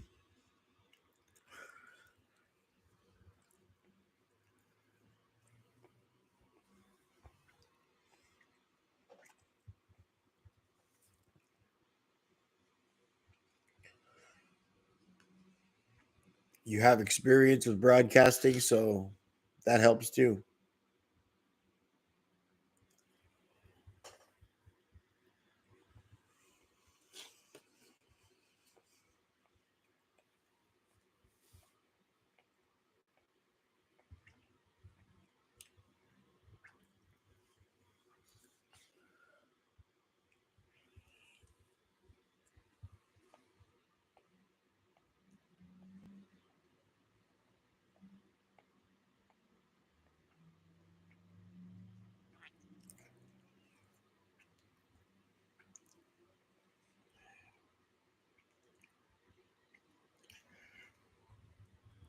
I want you to be moderator of the chat, right? Not the channel.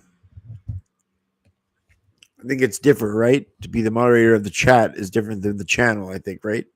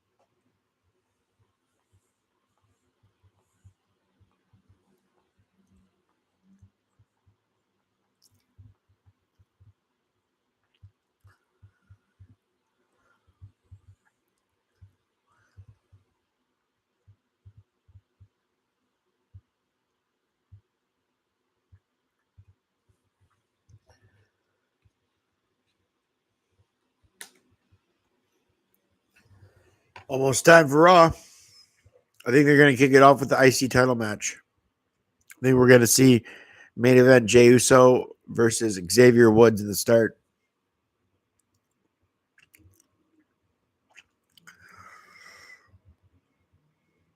Eventually, Brian. I think the world title match will headline, but somebody will interfere. Somebody's going to screw Zayn over. I don't think they're just going to have Gunther beat Zayn and then be like, good night, everybody. There'll be something else. Maybe Braun Breaker will come out.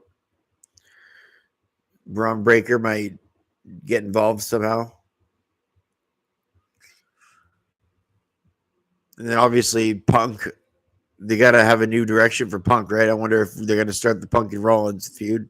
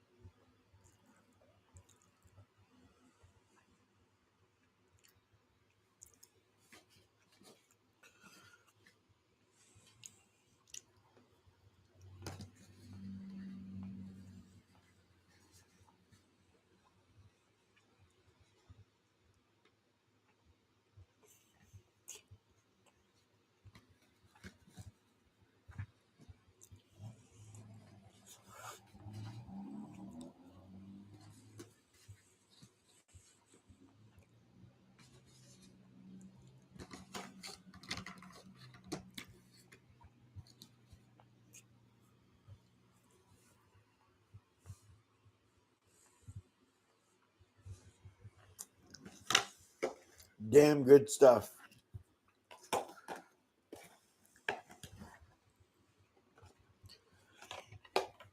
Anybody else think the IC title match is going to start off the show? That's what I see. That's what I forecast.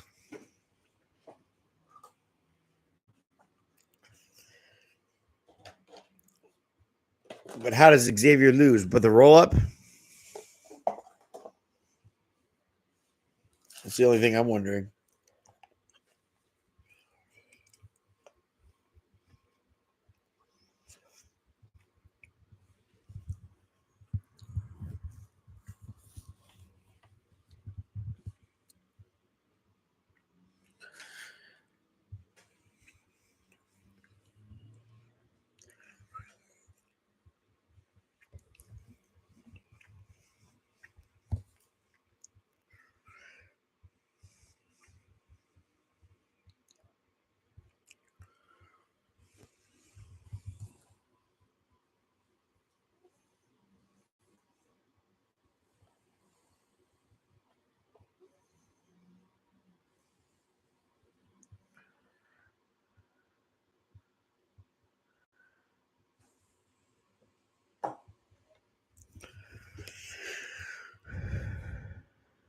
That's what I think's exactly what I think is going to happen, Brian. You took the words out of my mouth.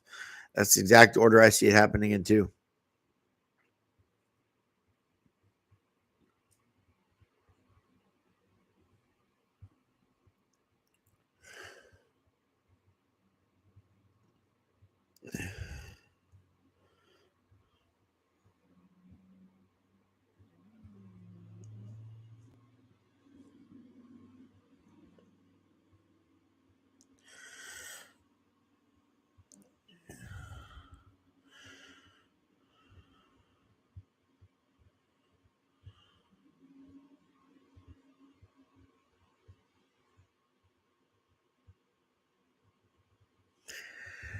They kick it off with the IC title match.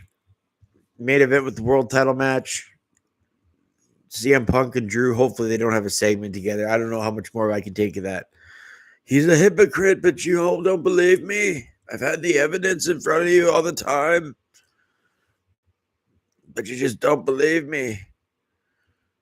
Just find a different opponent, Drew. Jesus. Or go in the Judgment Day. Join the Judgment Day and give them that massive heel that they need. They need a heel. They needed some credibility. Finn Balor is just not cutting it, man. He's a jobber lately, just like Solo Sikoa. Both the Bloodline and the Judgment Day guys are all jobbers. How are we supposed to take these two groups seriously? And they're the biggest two groups in the WWE. They're the biggest two factions currently in the WWE. And we're supposed to take them seriously.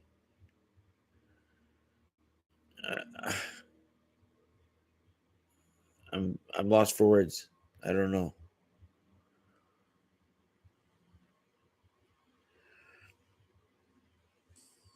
I know, Brian, you hear me on that. But I just don't know what they're thinking. No clue. Not a wonder in the world.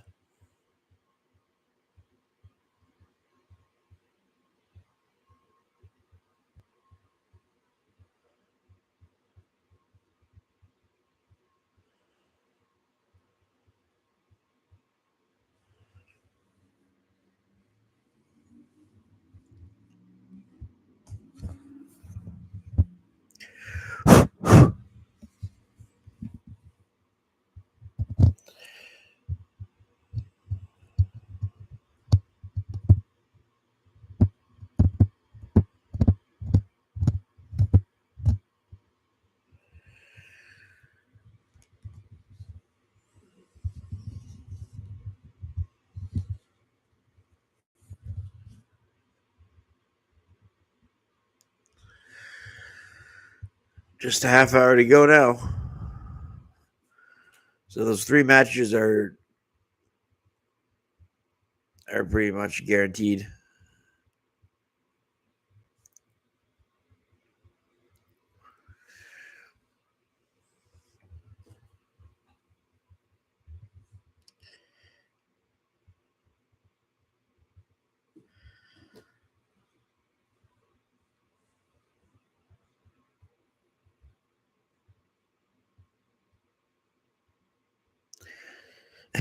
That's exactly what I said, man. Did you hear what I said? That's exactly what I said.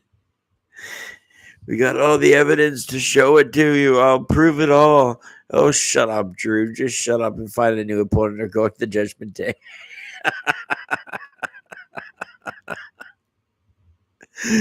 uh, that's funny as all. That's what I said. Oh, Drew, just shut up and go on the Judgment Day. Oh, that's funny, Ryan. I've got all the evidence in front of me. You booing me anyway, and you chant his name regardless.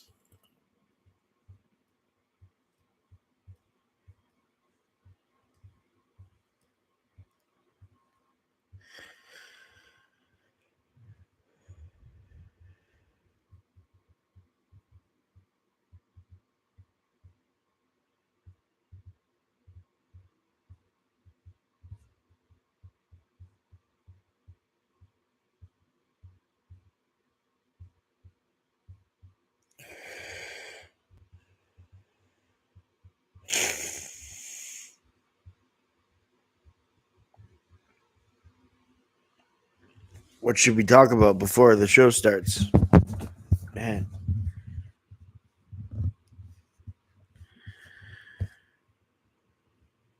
Before the stream begins officially. Jey Uso,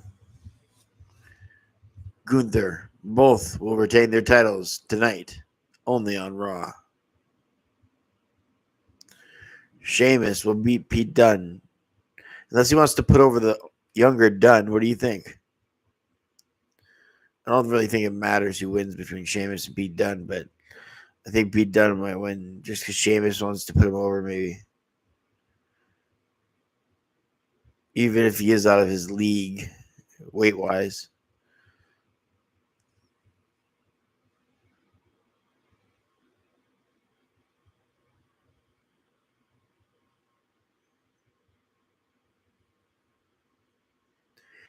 We will see about that, though. All right, what I want to know is if Braun Breaker is going to get involved with Gunther after the main event. I could see that happening. I could see Braun maybe going for Gunther, but then accidentally hitting Sami Zayn, and then Gunther retains that way, and Braun. They might have something of a three-way: Braun, Sami, and Gunther. Because Braun can face Gunther, Sami can face Gunther, and Sami can face Braun. So all three of those things work. So that might be the injection into the main event that is needed tonight to make Sami Zayn not look like a loser. Speaking of looking like a loser, the two world champions meeting at Crown Jewel. I couldn't get over that earlier, Brian. What's up, Braylon Benjamin? I see you over there, man. And yeah, the two world titles meeting at Global Series. That's the name of the hockey series that just happened in Czech Republic. Not Global Series, Crown Jewel. Saudi Arabia. They're already made a title, and I'm glad that Triple H got booed. But you're making one world champion lose in that match. At the expense of all that, they're making somebody lose. A world champion shouldn't be losing, especially at a PLE event. I don't care if the other person's a world champion. Don't have two world champions. This is my point. If you're gonna have a champion versus champion match, unify the title. Never should you have a champion versus champion match, even when it was the Survivor Series gimmick. Never do that. Why would you want to admit that Raw is better than SmackDown or SmackDown is better than Raw? Why would you want to admit that? I don't get it.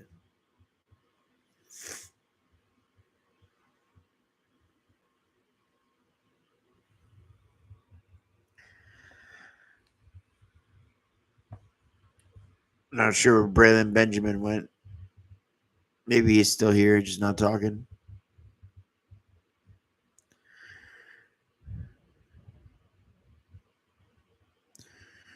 4:30 p.m. Still got a half hour until Drew complains about the Hell in a Cell and how he went to war.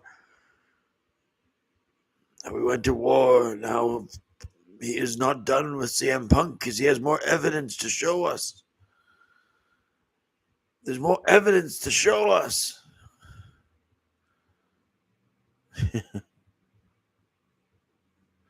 If he says that, I'm going to roll my eyes to you.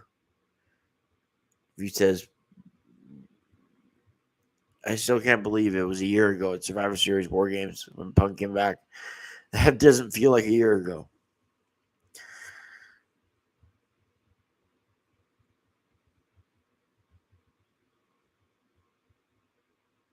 Feels like one damn fast year. But like I say, Brian, Braylon, like I say, if I was, I forget what I was gonna say.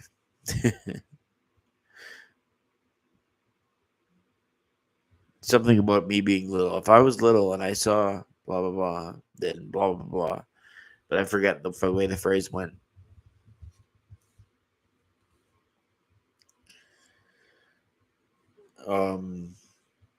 No, this will be a good distraction after losing the passing of my friend Brian. This is a good distraction method.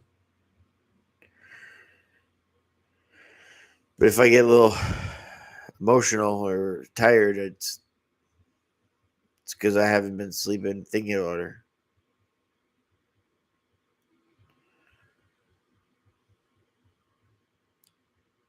I want her to rest in peace. Badly. She had good faith too. The lady that died. She had strong faith in God.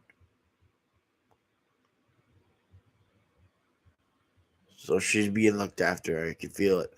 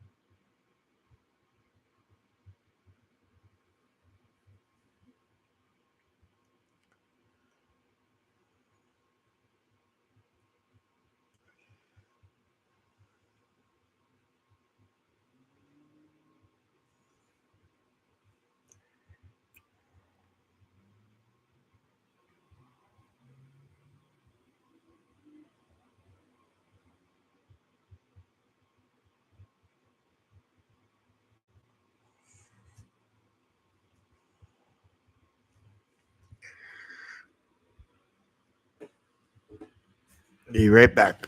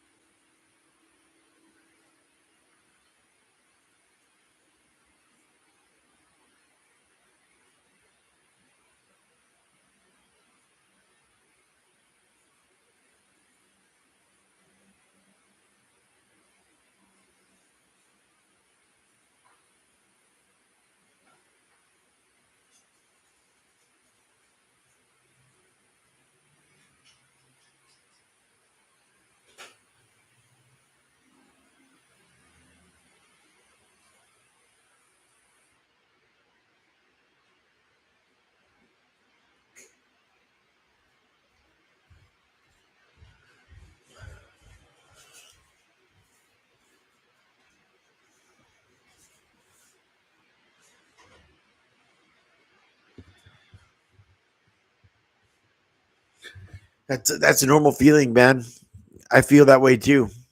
Especially when this girl asked me on one of my live chats, she asked me to go visit her. And I said no. I have to live with that.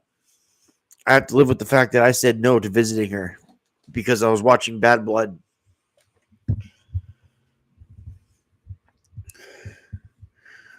Now the event Bad Blood has death written all over it because Brian Pillman died on the day of Bad Blood, the first one. And then my friend died when Bad Blood happened. This one. So I have bad connotation to Bad Blood with my friend dying and Brian Pillman dying on the first Bad Blood.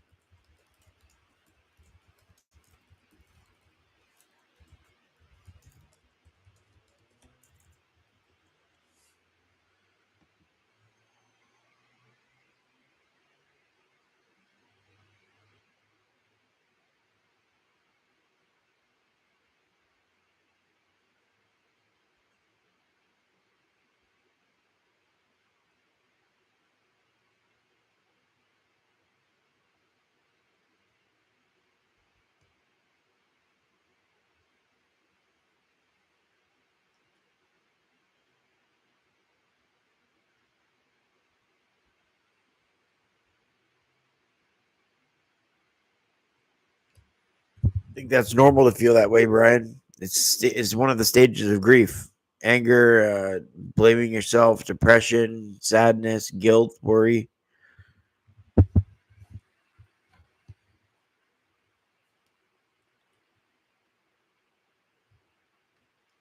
It's definitely a stage. When I lost my friend yesterday, I felt nothing.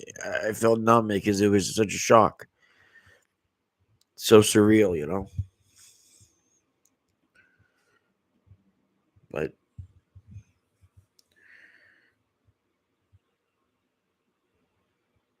oh, really?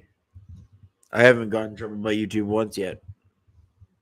Don't see why I would have. I mean, I use the pictures and I tell everybody what happens and I use the pictures, but that's about it. Doing it in a freeze frame style. But that's crazy that you had that happen, Brian.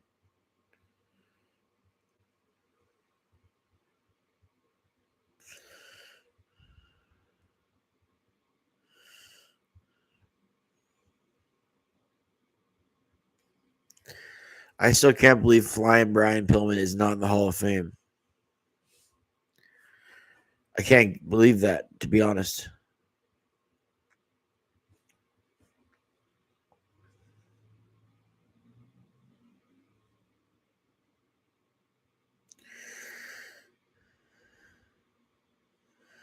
Demolition, Rick the Model Martel.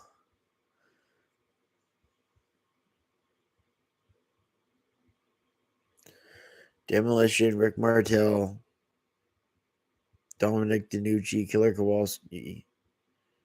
think Killer Kowalski's in there, actually. There's a lot of wrestlers that deserve to be in the Hall of Fame.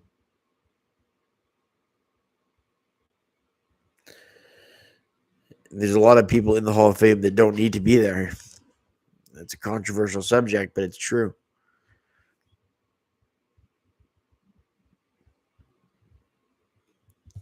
Maybe one day I'll make a video on the Hall of Fame, talk about who should be in there, who shouldn't be, go through each person.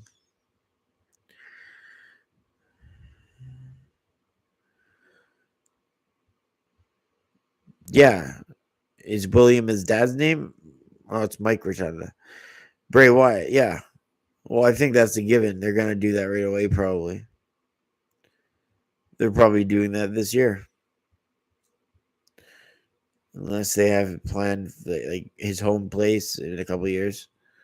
If like WrestleMania is going to his home place, then maybe they're going to save for that. I'm not even sure where he's from.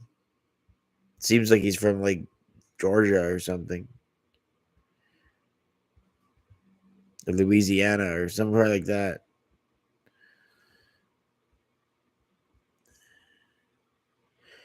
Maybe that's just his Firefly character.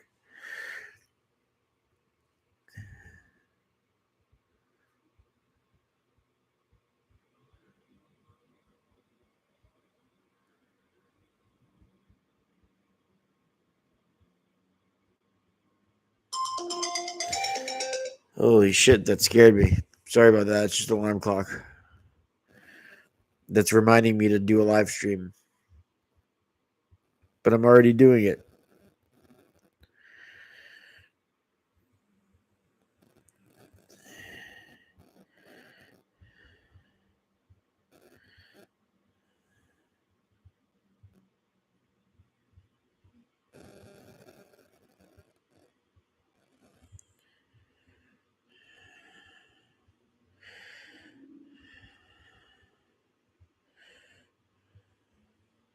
There, everything's better. Everything is better.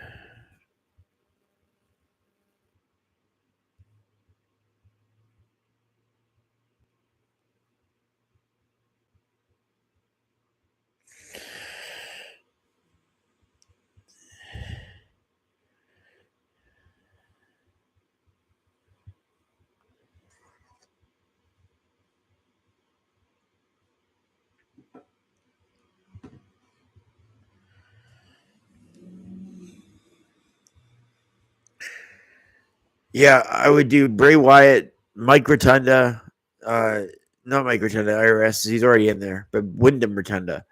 Wyndham Rotunda, Rick Martel, Demolition, Ali, if they don't have Ali in the Hall of Fame, Ali. I think they do though.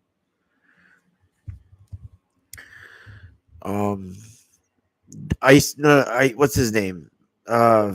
Mr. T. Mr. T. So Mr. T, Slick, if Slick isn't in, the man for manager. Mr. T, Sable. Sable's got to be in the Hall of Fame. How is Sable not in the Hall of Fame? So Rick Martel, Sable, Demolition, Dynamite Kid, Bray Wyatt.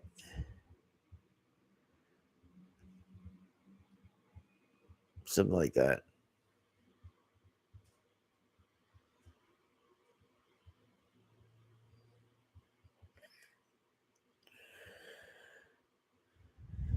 Something like that. Rick Martel, Demolition, the Dynamite Kid, Wyndham Rotunda, and Sable. That's a decent class. I still can't believe Sable's not in there already. But then again, there are a lot of names in there that don't deserve to be in there, period. And that's a controversial topic, but it's truth. That's just the truth. That's just the way it is. People don't like it. Tough titty, said the kitty.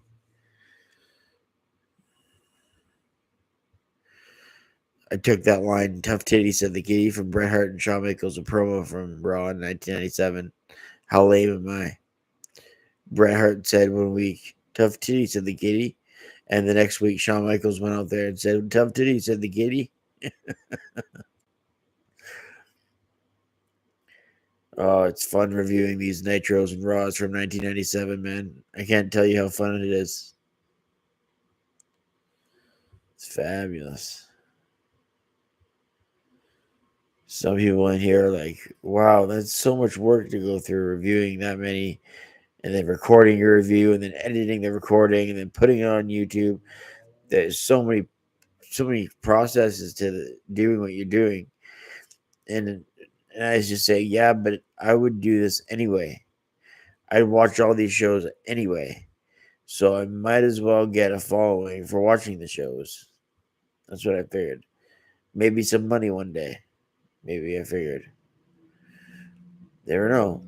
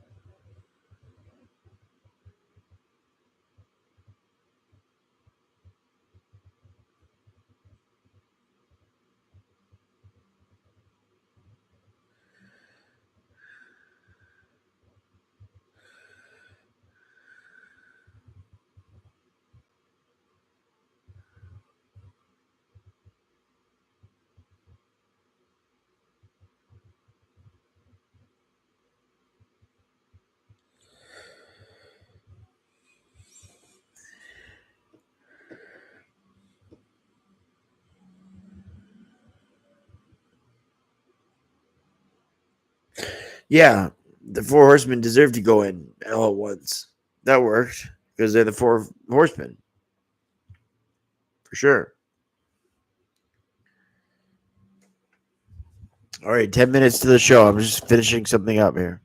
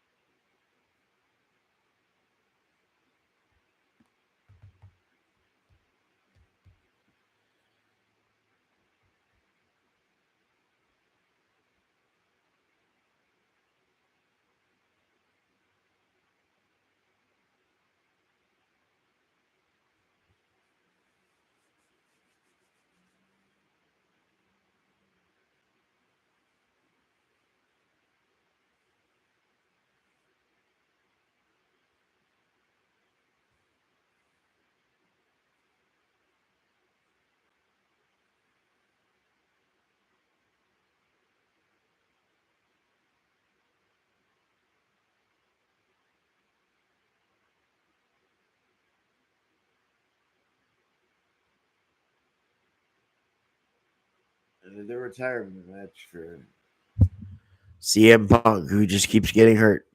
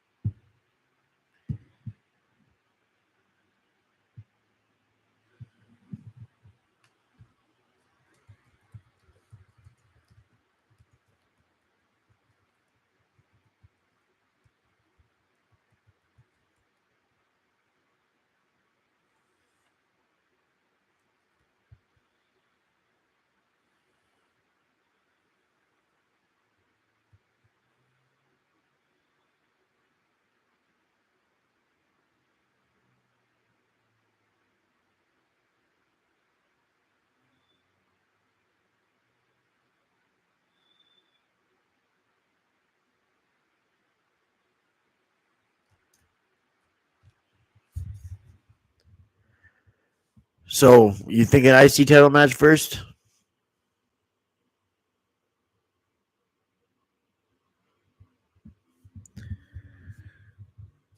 I do too. I'm gonna take some random notes while I do the live stream, while I do the watch along. I'm still gonna take some random notes. That way, if I do a video, I got it all in one spot.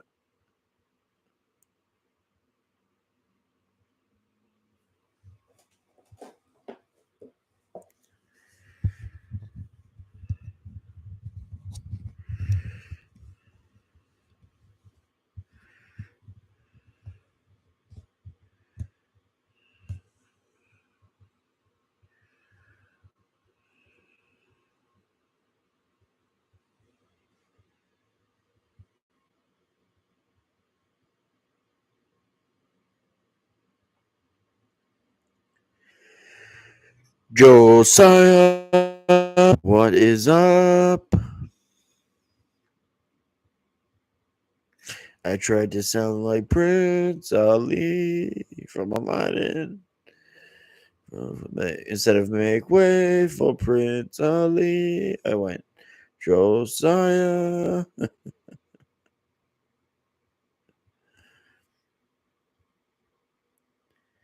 He goes by Brian for short. He's cool though. I'm sure he'll say hi to you when he sees this.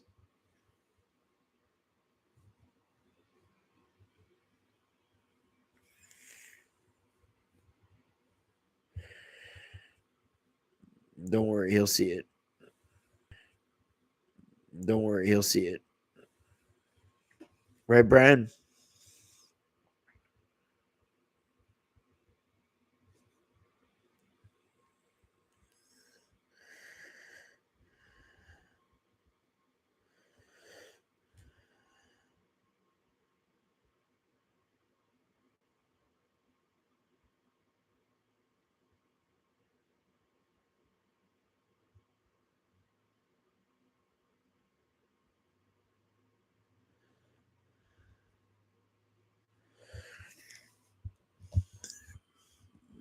Hey, Brian, Josiah was talking to you, but you weren't there.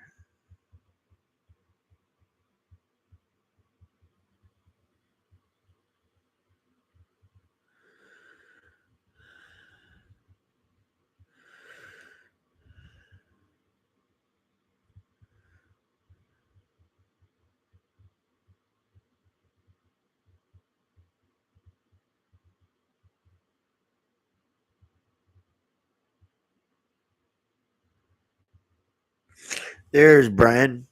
Told you he could see your message. But now, are you there, Josiah? Are you still there? That's the key. Probably not.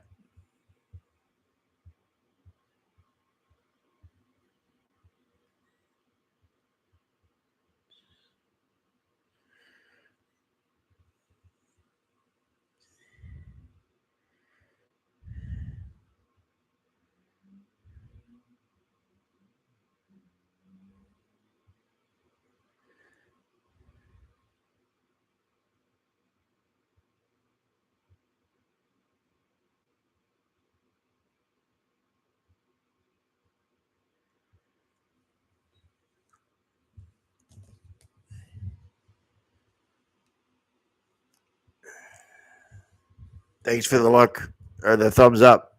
Appreciate that. Hey, Grayson Hallowell, are you new to my channel?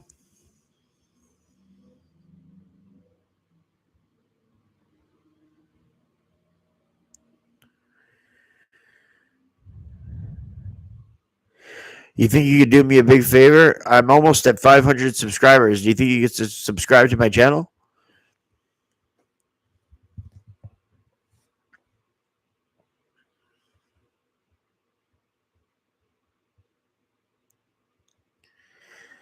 That's Brian. He's really cool. Oh, thanks, buddy. Appreciate it. That's Brian. He's really cool. Thanks, Grayson. That's really cool of you, man. Raw's almost on. We got like 5 minutes till what? I'm thinking they're going to kick it off with the IC title match, right? IC title match. Triple H usually likes to put the second most important match on first. So, given that logic, you never know, though. It could be a promo. It could be a Punk McIntyre promo. Hopefully, just Drew stays away and stops saying, all the evidence is there, but you never see it. You just cheer him anyway. I'm getting a little sick of that. He's a hypocrite, don't you know?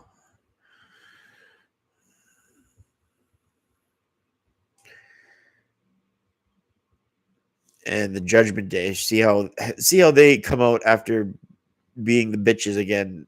That's what I can't understand about after PLE events. When people lose, they come out laughing and being like, "Oh, we won, we won, we."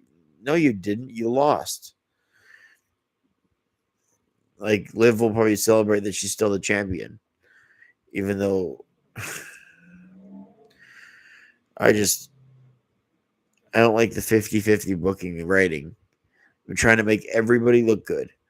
There's a reason rosters are big and full, like and small, and they have different categories. Not everybody is supposed to look good, but Triple H, it's one thing he does. He makes everybody look good.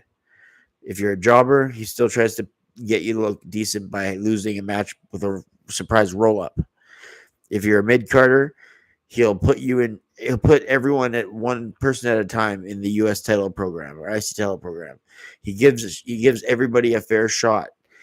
He wants everybody to have that picture he puts on Instagram where he points to the person with their champion, and he points to them. He wants everyone to get that. And the thing is not everyone can get that. The reason wrestling succeeds is because its main eventers are on top, but everybody feels like the same. So you're taking away from the main event, and you're actually hurting the main eventers in the process because everybody's being ranked the same way.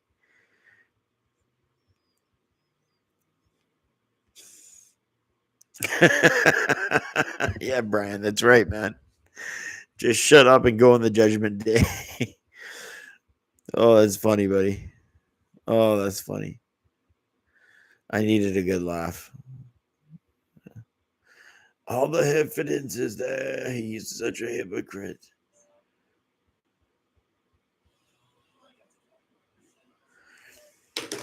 Well, show's on in a couple minutes.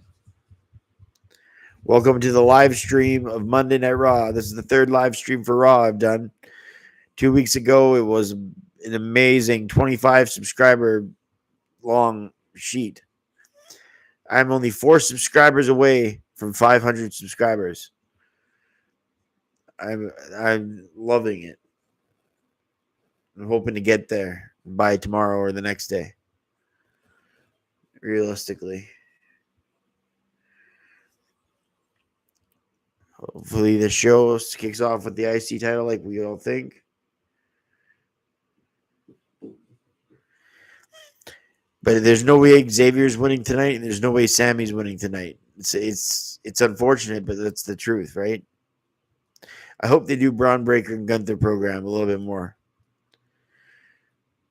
I do think they might have something lined up with Goldberg and Gunther to make Gunther look really good.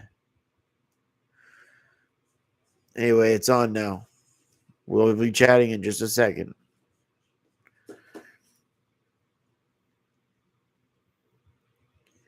Love that they have the Macho Man in the entrance thing. Watch this. Right there.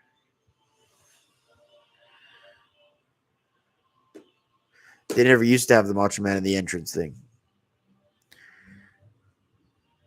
Together.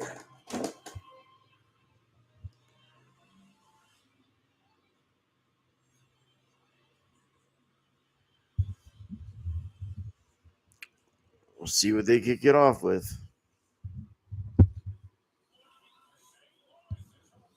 Well, St. Louis Monument. Should have known.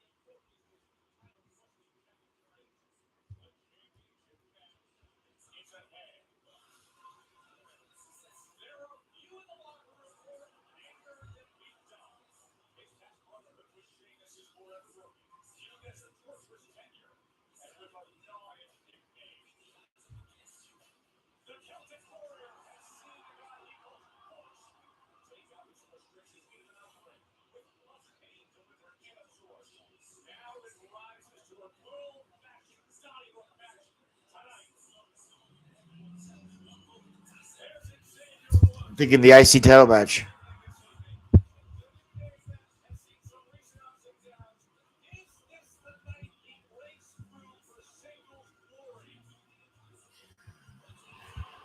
Yeet.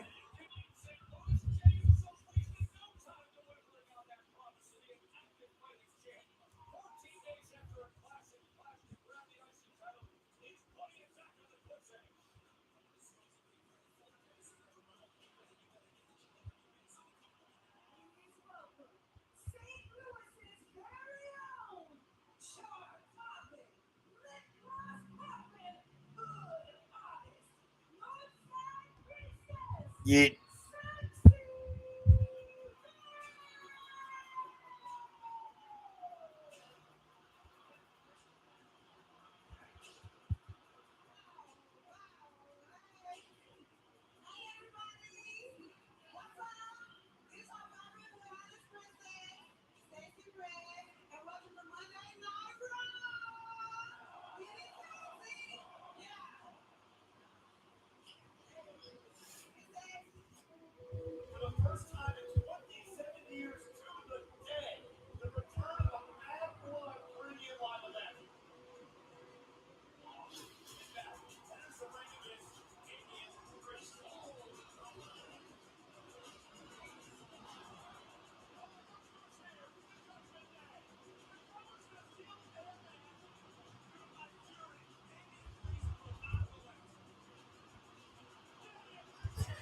A video package. How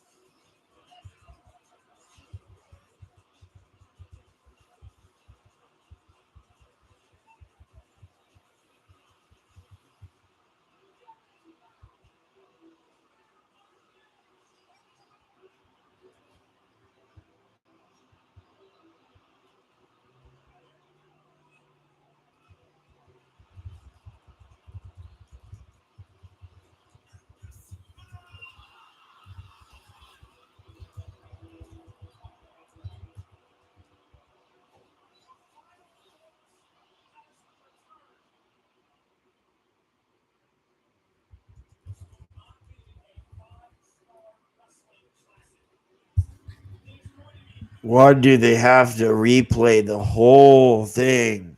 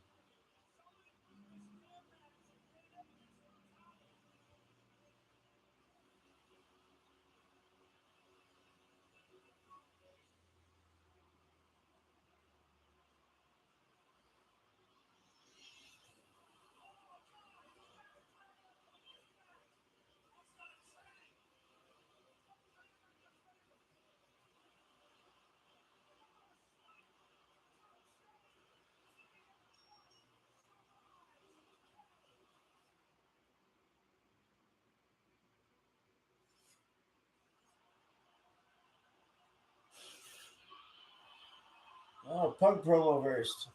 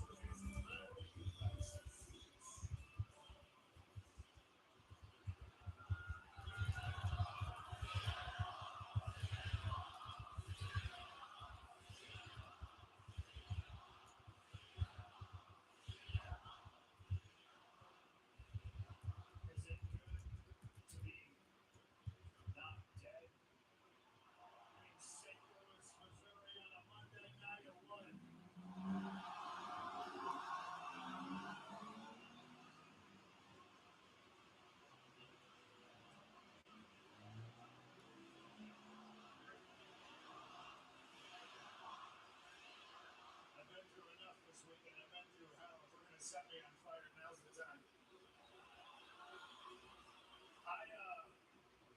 in no condition to be here. I am in no condition to even attempt to walk to that ring. So if you don't mind, I'll address you from here. It hurts to smile, but I had to come here and see you.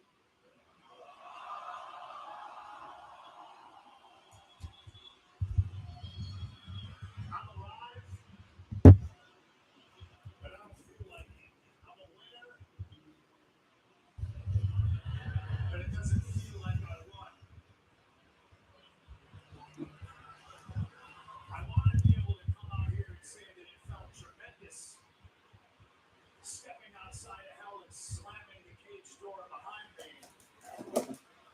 But the way that Saturday night made me feel just leaves me with a lot of questions. I don't know what the future holds for CM Punk. I told you all I had 0 Hell in the Cell matches left in me, and I was right. I'm banged up worse than I've ever been banged up in my entire life. And as much as I do love you too, I just don't know.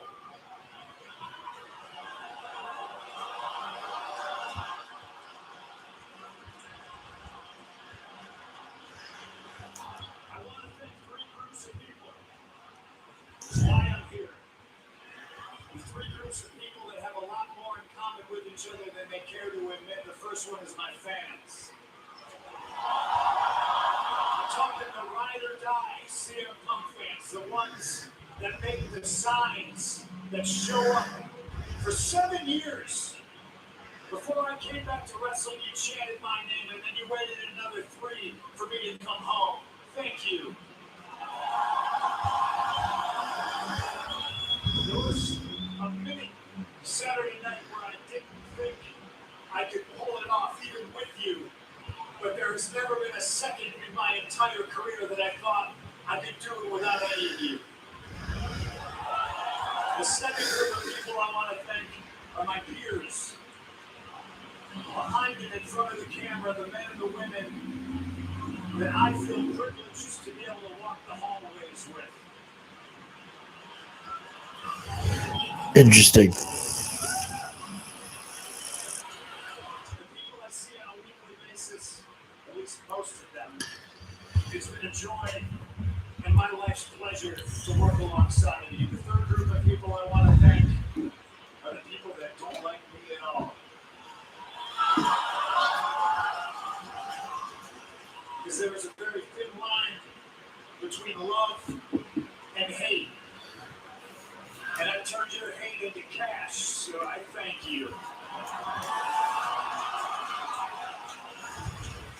And for whatever reason you do dislike me, whether it's your jealousy, your hatred, I just want to say, I don't know why you keep doubting me, but keep doubting me. I'm going to go home. I haven't seen my wife in about 5 weeks. I got a lot of flowers to buy. I appreciate you all. I'd like to say I'll see you soon, but I just don't know. Thank you.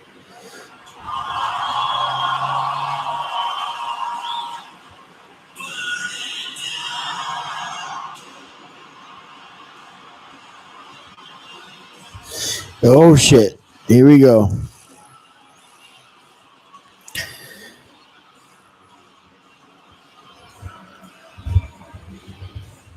Oh, I hate the music thing.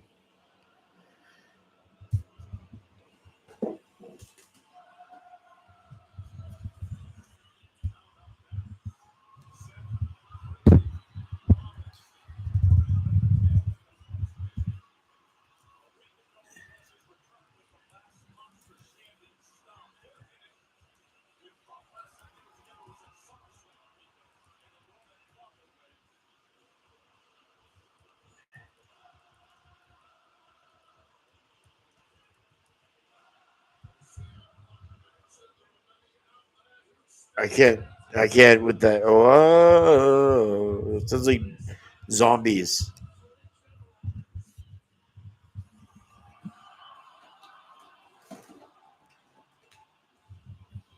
Sounds like a bunch of zombies. Seriously.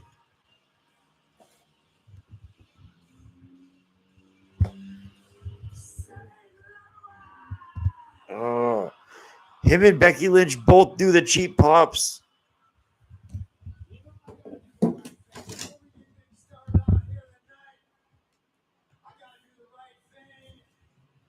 After everything that you went through on Saturday night, CM Punk, from all of us here in this building tonight, get well soon.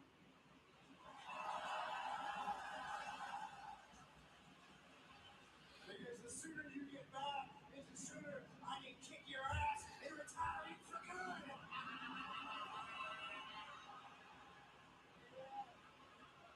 Now, St. Louis, welcome to Monday Night Raw.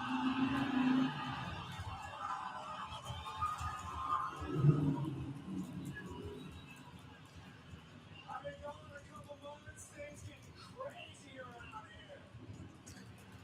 Oh yeah, sing it loud, right? He always does a cheap pop, just like his wife. Just like his wife. Cheap pop all the time. Oh my god, that's singing. Shut up.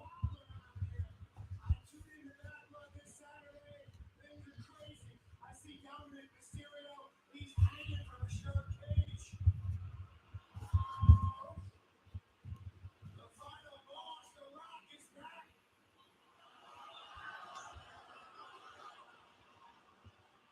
When I was gone, hell must have frozen over because if I'm not mistaken, Cody Rhodes is out here teaming with Roman Reigns. And he punched him out like Kevin Owens. Good. Since I'm not supposed to talk about that, let's get things back on track. I'm the man to do that because I am a visionary. I am a revolutionary. I am Seth. Okay, I don't like this guy at all. Destroy the monster.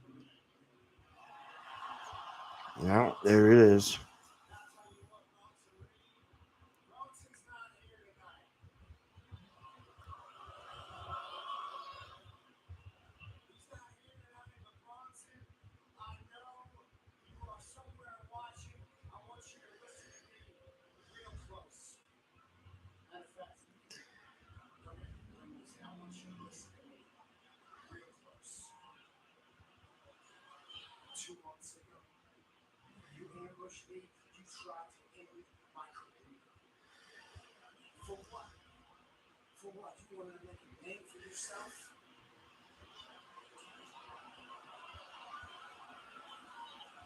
Congratulations. 6 tsunamis later, and I know your damn name.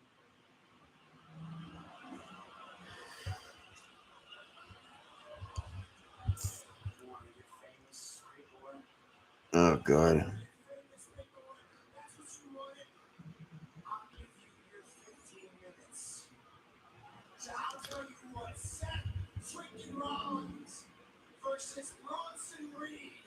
One-on-one. You name the time. You name the place.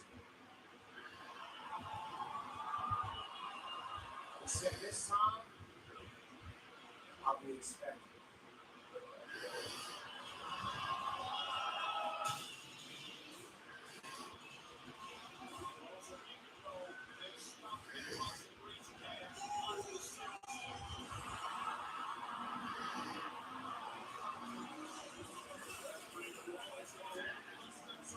Yeet.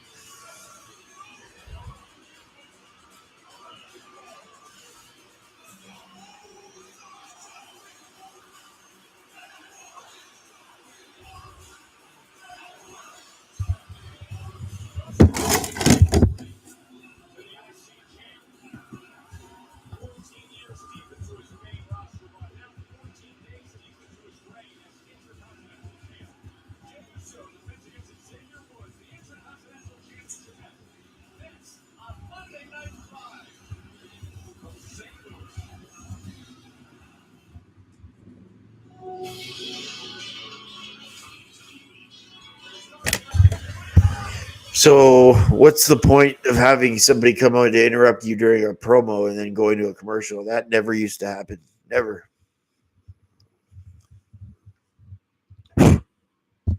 We'll see what they have lined up.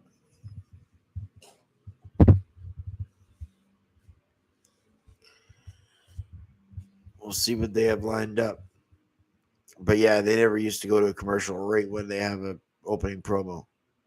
Maybe if you're going into a match, that's odd. That's awkward. The transition. We'll see what they have planned after the commercial.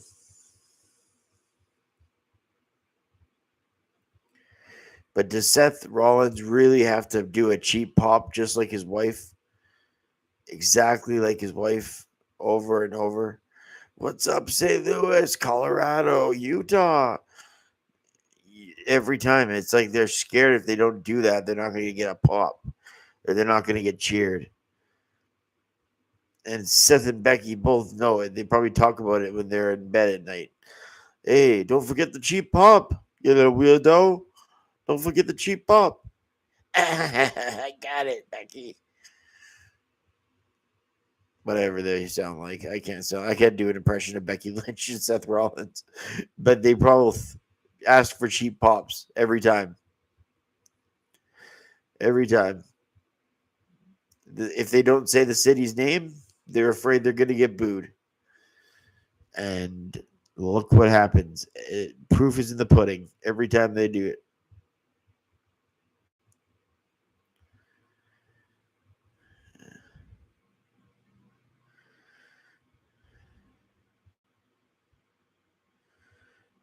I personally can't wait for the day that they get booed again.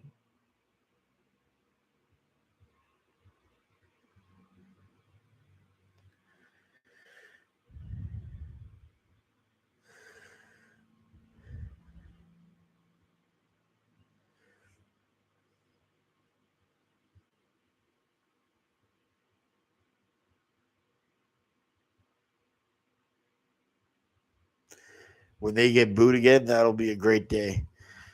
Because they're both baby faces and they both have egos and they both do cheap pops and they're married to each other. Seth and Becky. So we'll see. We shall see.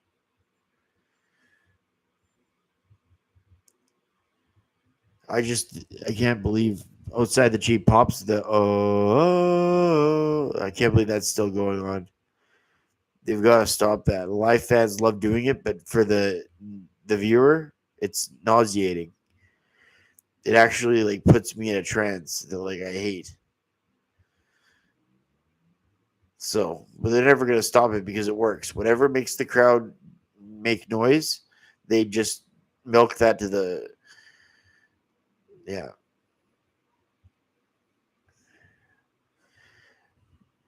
I just wish they didn't have to suck up to the crowd every single time they're on the microphone. It's like they talk about it at night. Becky, if I don't say the name of the city, they're not gonna, they're gonna boo me. And then Becky does the exact same. Watch next time Becky Lynch cuts a promo. The man has come to St. Louis. That's what she'll say. As sure as I'm sitting right here, she'll say that. It's the first thing she'll say. Let's see what Jay has to say.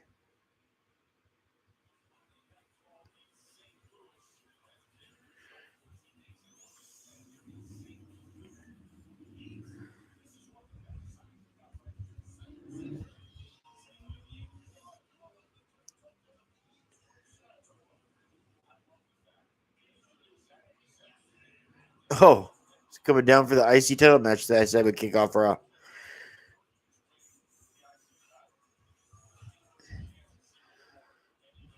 Well, I said it would kick off Raw. I forgot about a Punk promo possibility.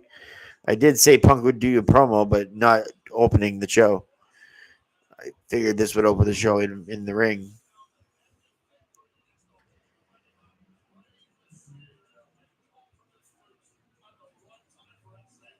This is the finish of this match is what compels me the most here. How are they going to make it? Is it going to be a clean finish? I don't think so. Even though it's two baby faces.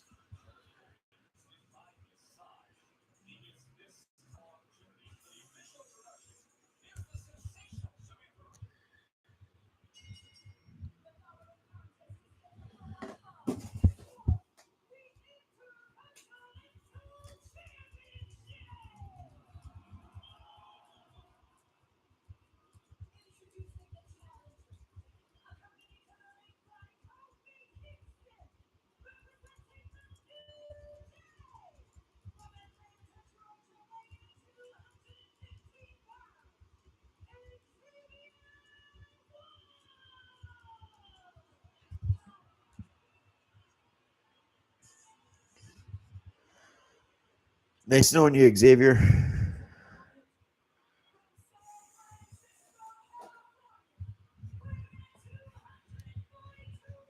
Yeet.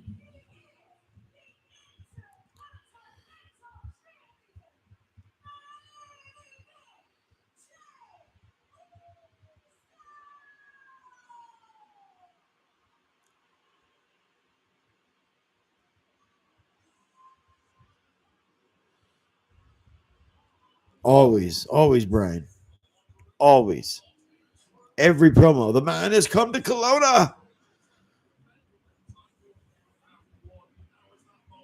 And Seth Rollins, what's up? What's up? It doesn't sound like Cartman, but he goes, I can't do Seth Rollins. Thank God. Match begins with a tie up in the corner. Spear. Just kidding. I'm not doing play by play of the match.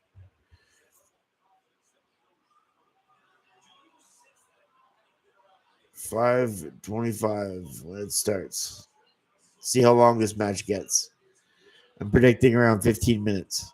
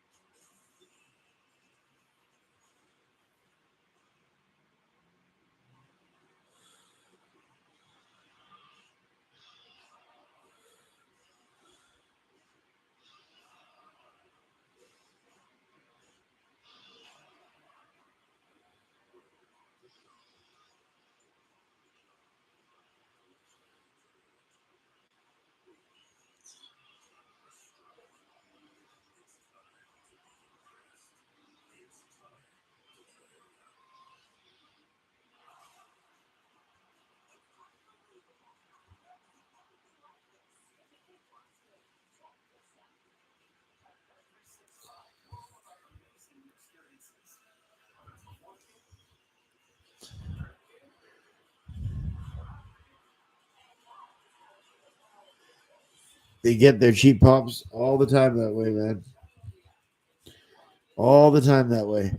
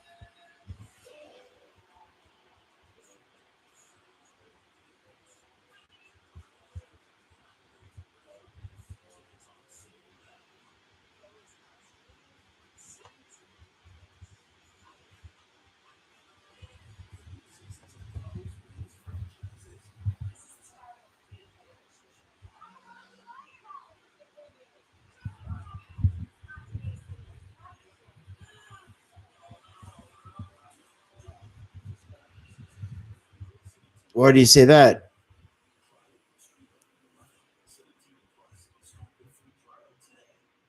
Why do you think that, Brad?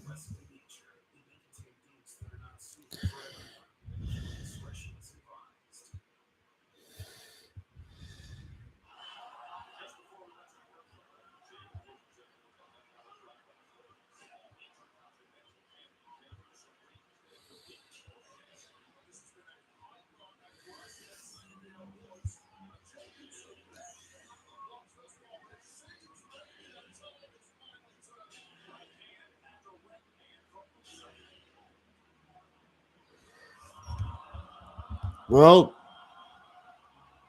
I'm gonna be working on my Nitro and Raw reviews, and I might put up a Raw review of this Raw. So I might do a stream later, though. It depends.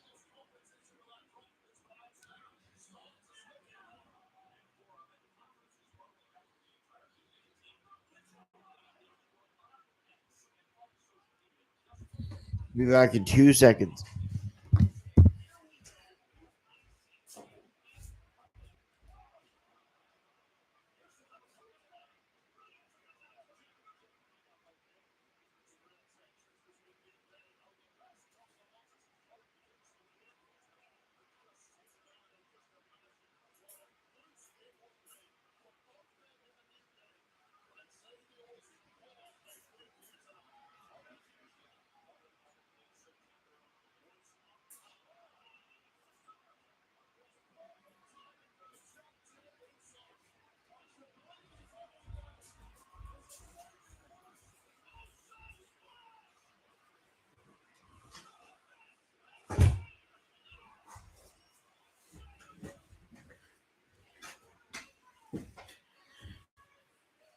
Well, he made quick work out of him.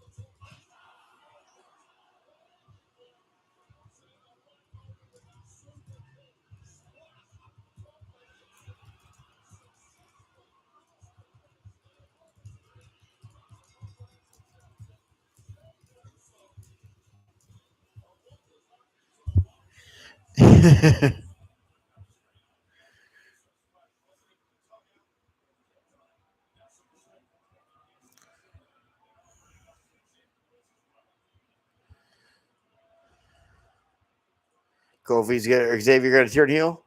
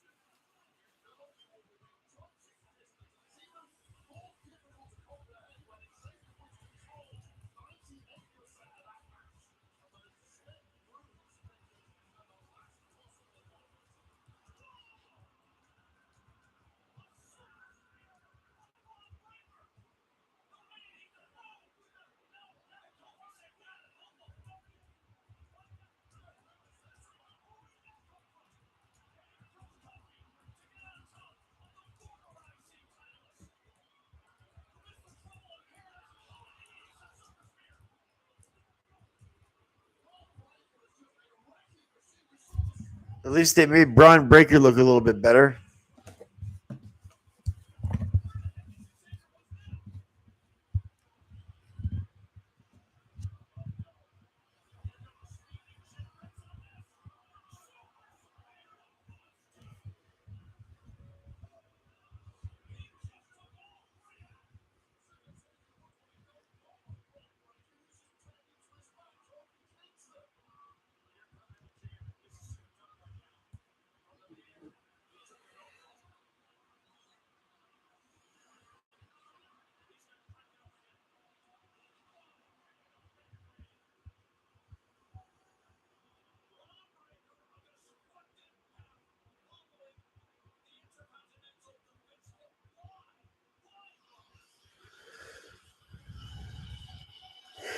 That's the Braun we should have saw last week. It's almost like they knew a mistake.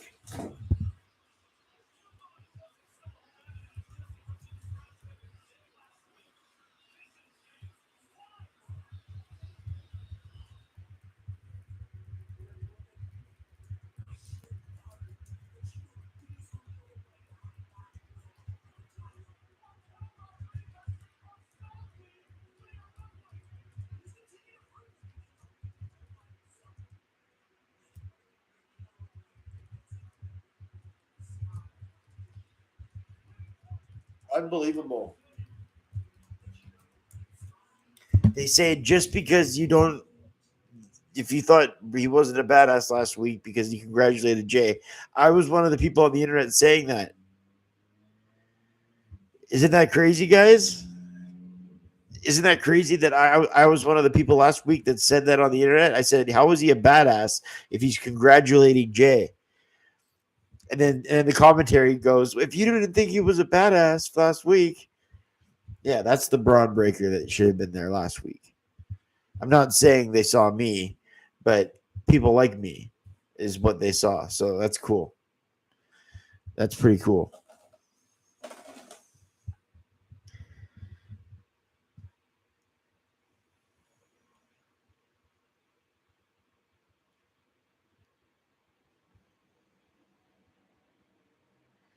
Yeah, Gabriel, you're right. It's true.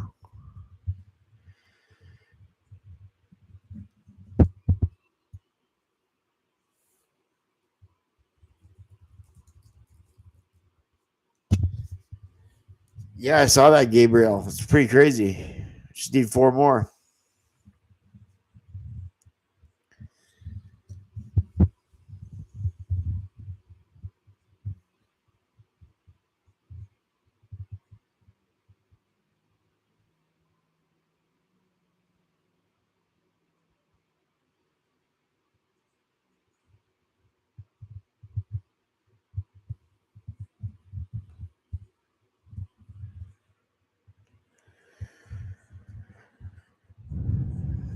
On my way.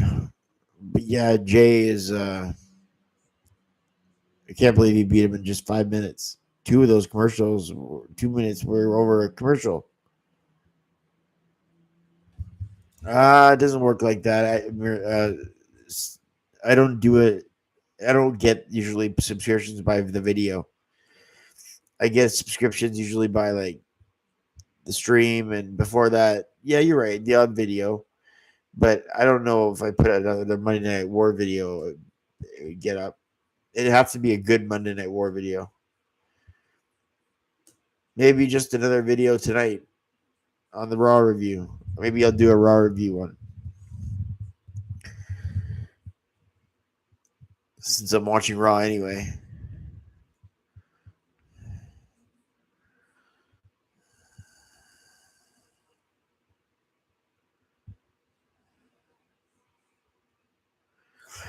Thanks for watching it and being excited about it. Look, 696 here, 496.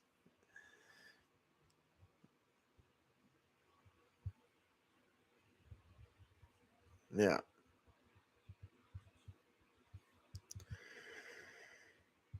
Remember when I was at 470 and you're like, oh, you lost a subscriber.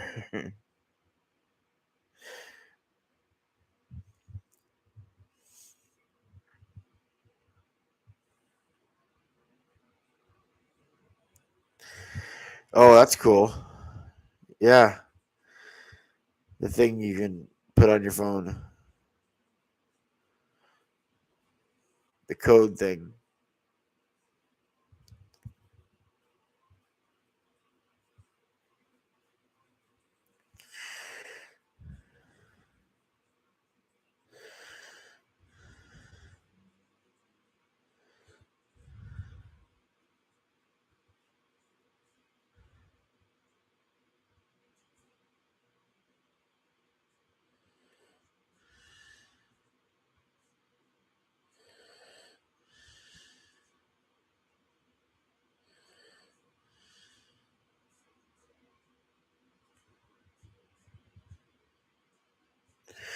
Yeah, I did not expect it to be that easy and that fast. Wow.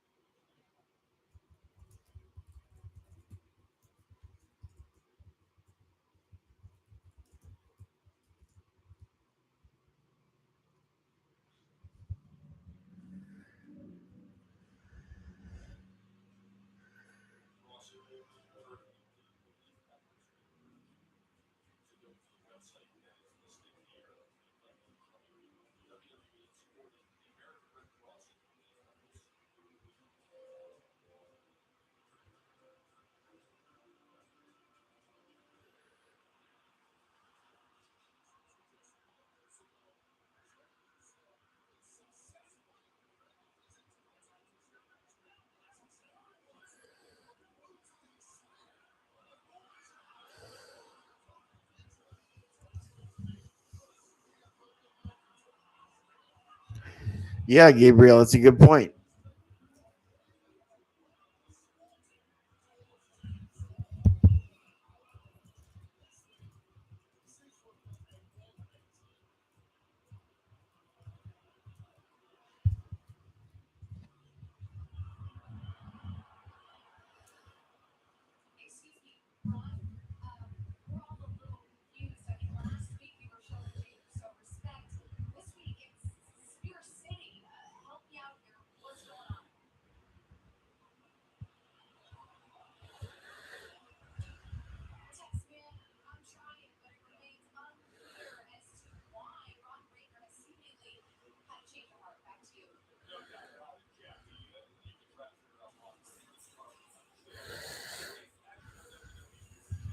Yeah, no words are sometimes the best words.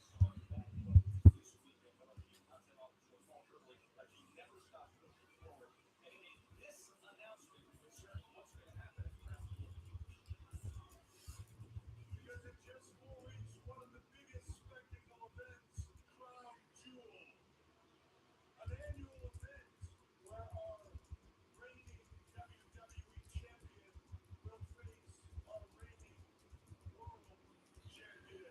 For both the men and the women. And that winner will be crowned 2024's Crown Jewel champion.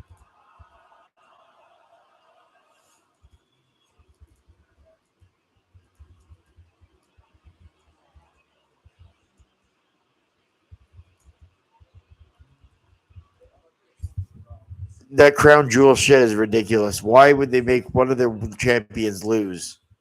Just at the expense of the one can win? Why even have two belts if you're gonna do that?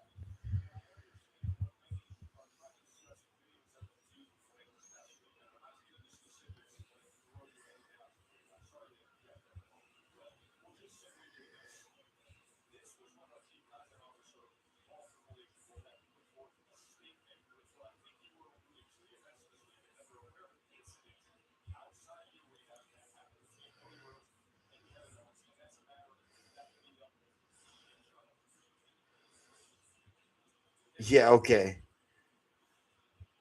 It's a part of the show. They're doubting it. If it was like that, they would never mention it. That's why it's part of the show.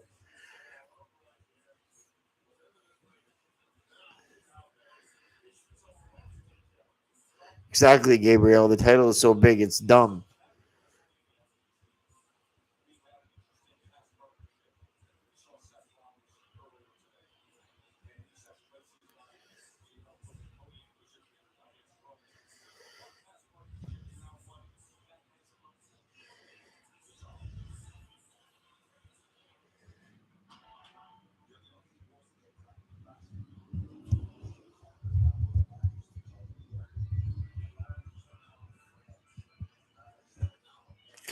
I guess so.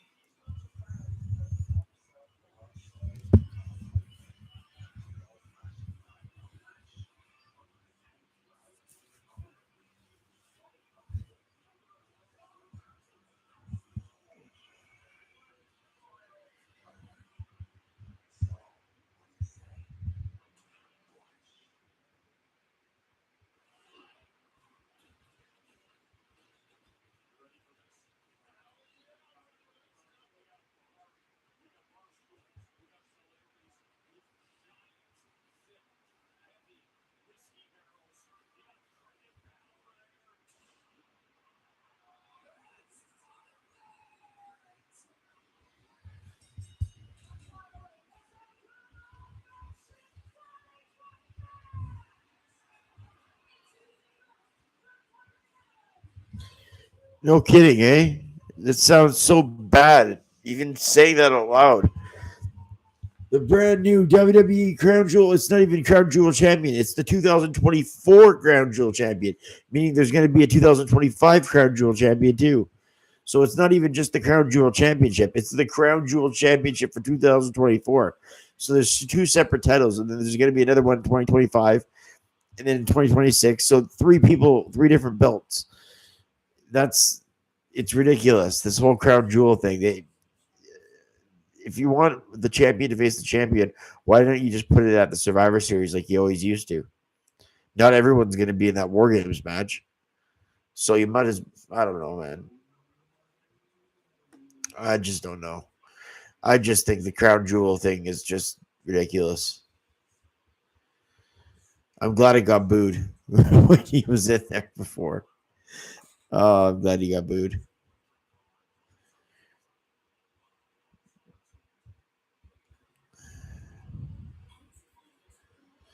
Yeah, them booing him made him at least double think if the fans like this idea or not. He every time he unveils new gold, it's not a big deal.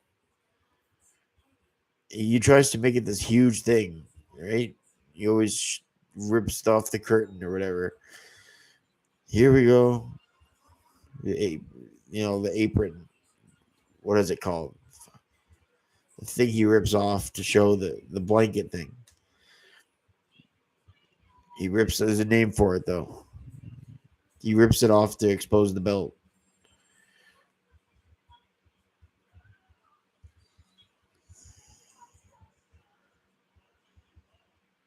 Gabriel, you might know. What's the thing called that he takes away to show the belt?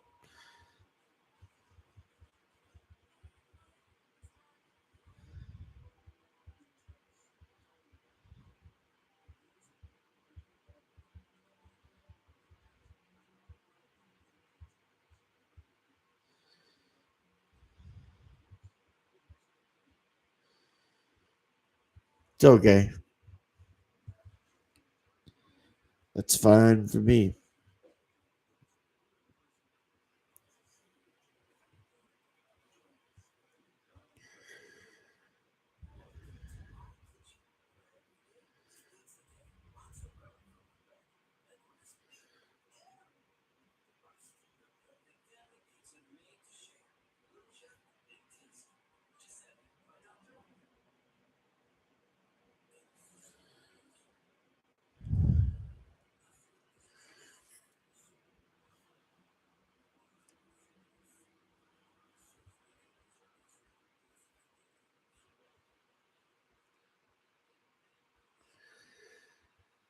Yeah, it's coming up.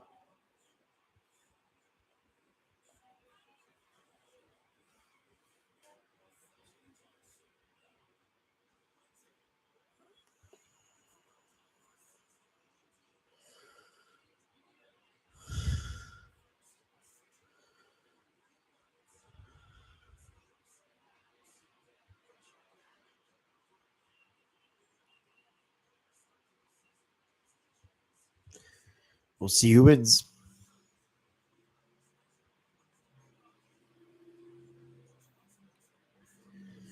Sheamus is gonna win.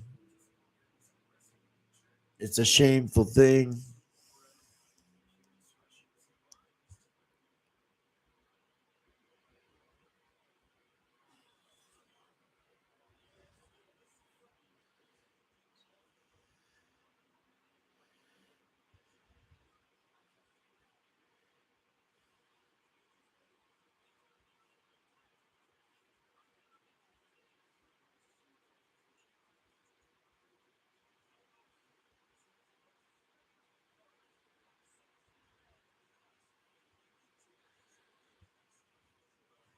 Yeah, this fight should be raw, pun intended.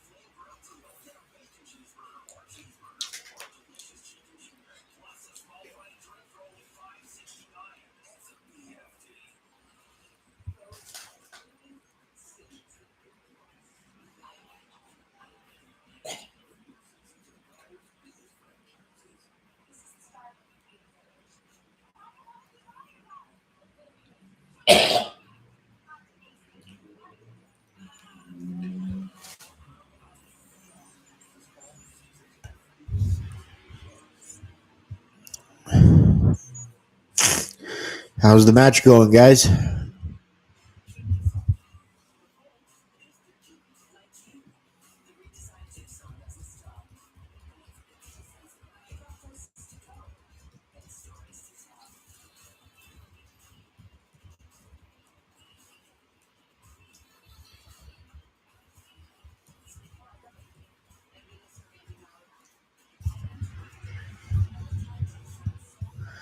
Yeah, I figure it's a pretty decent match.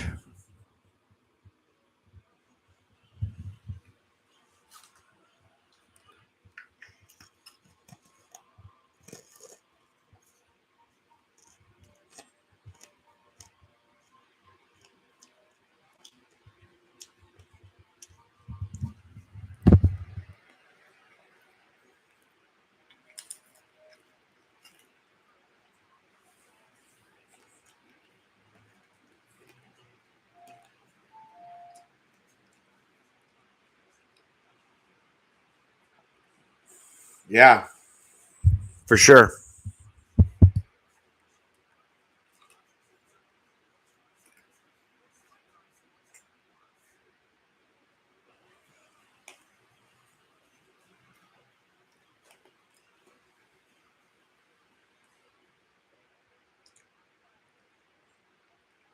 At least Drew didn't come out when Punk was out.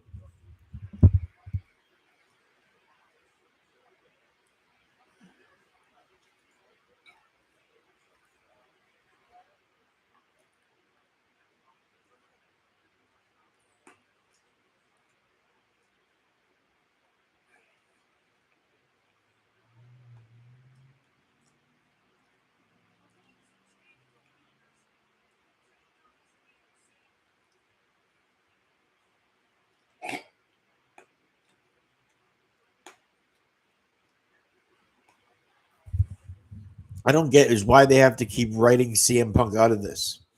Why does it keep having to take vacations and go away? And it's like he's always injured or he's always gone. Like, why did CM Punk only sign a certain amount of dates per year?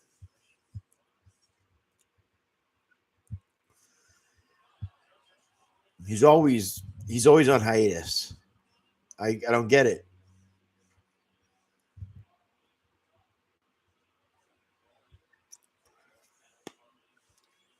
Donnybrook match.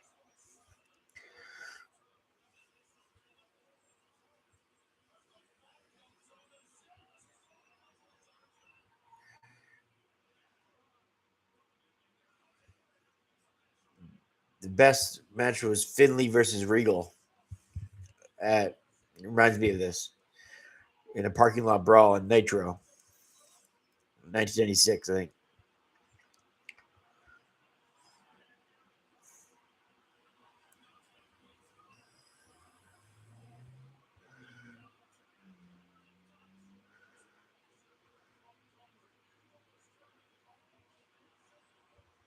Nice slam. Yeah, he wants money, Gabriel, but wouldn't he want to be in the WWE more to do that? Because you get paid extra per day. You get a piece of the gate if you work the show.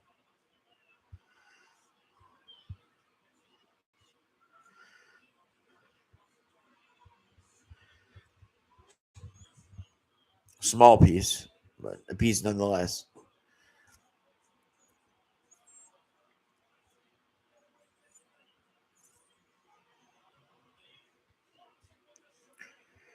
I don't doubt that he's hurt, but going into the Hell in a Cell, we knew he was going to get hurt, probably, like for real hurt. So why did they even put him in that match if he's always going away? It pisses me off how the biggest stars of this company today never show up on Raw and SmackDown. They have excuses now. Yeah, I know he does do that, Brian. And you know who else is? It reminds me of CM Punk, Edge. How many returns did Edge have? Like, geez, that guy returned every 2 weeks. Edge returns every flipping 3 weeks. I wouldn't doubt it that if in AEW he's doing returns now, even Copeland returns. I wouldn't doubt it if that was happening in AEW now. He's probably made like 2 returns already in AEW, and he's only been there for like what? Oh shit!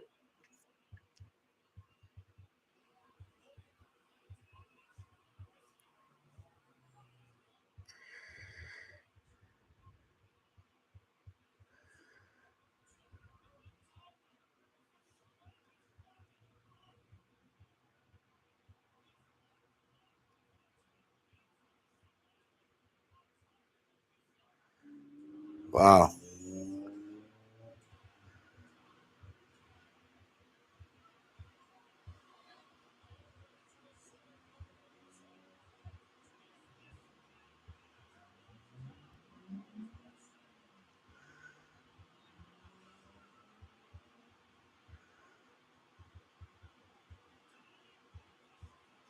Wow.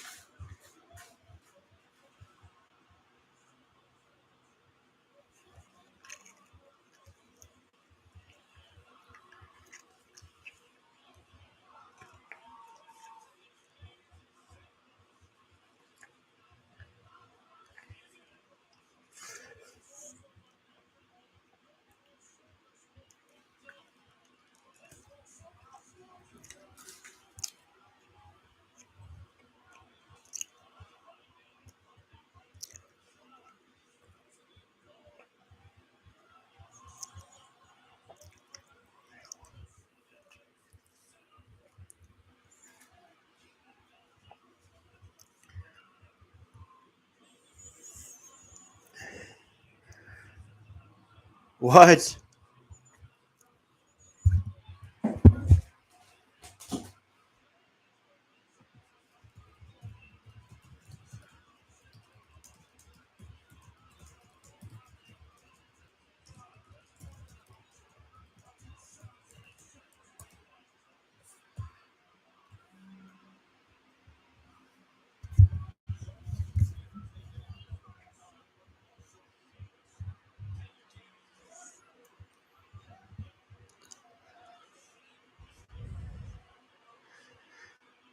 He's gonna try and break his fingers.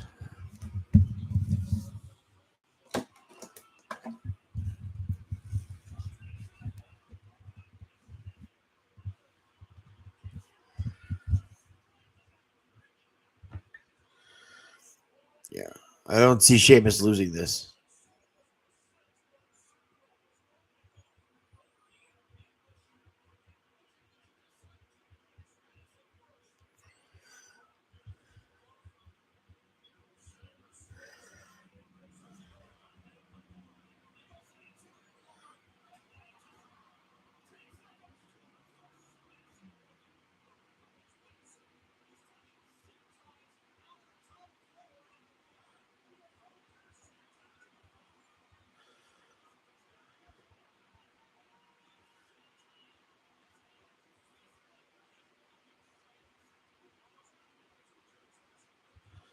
Zip tying him. Well, that's nice, Brian. I didn't know that.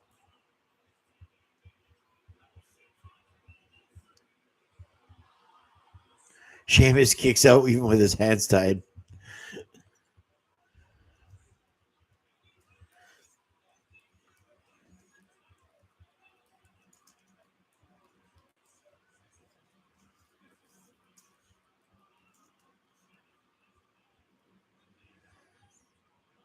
Nice.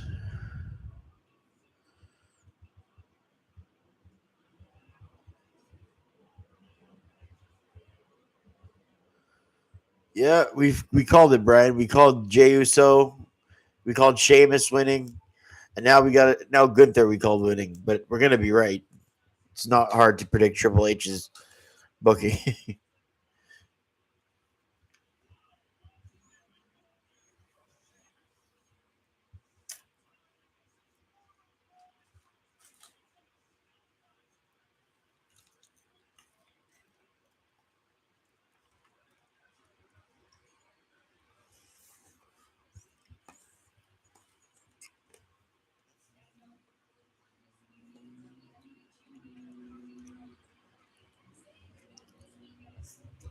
Mr. Smiley.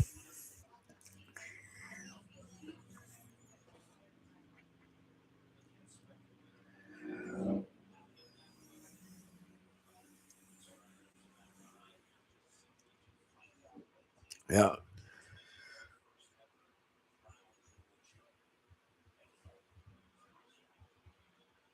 Crown Jewel champion.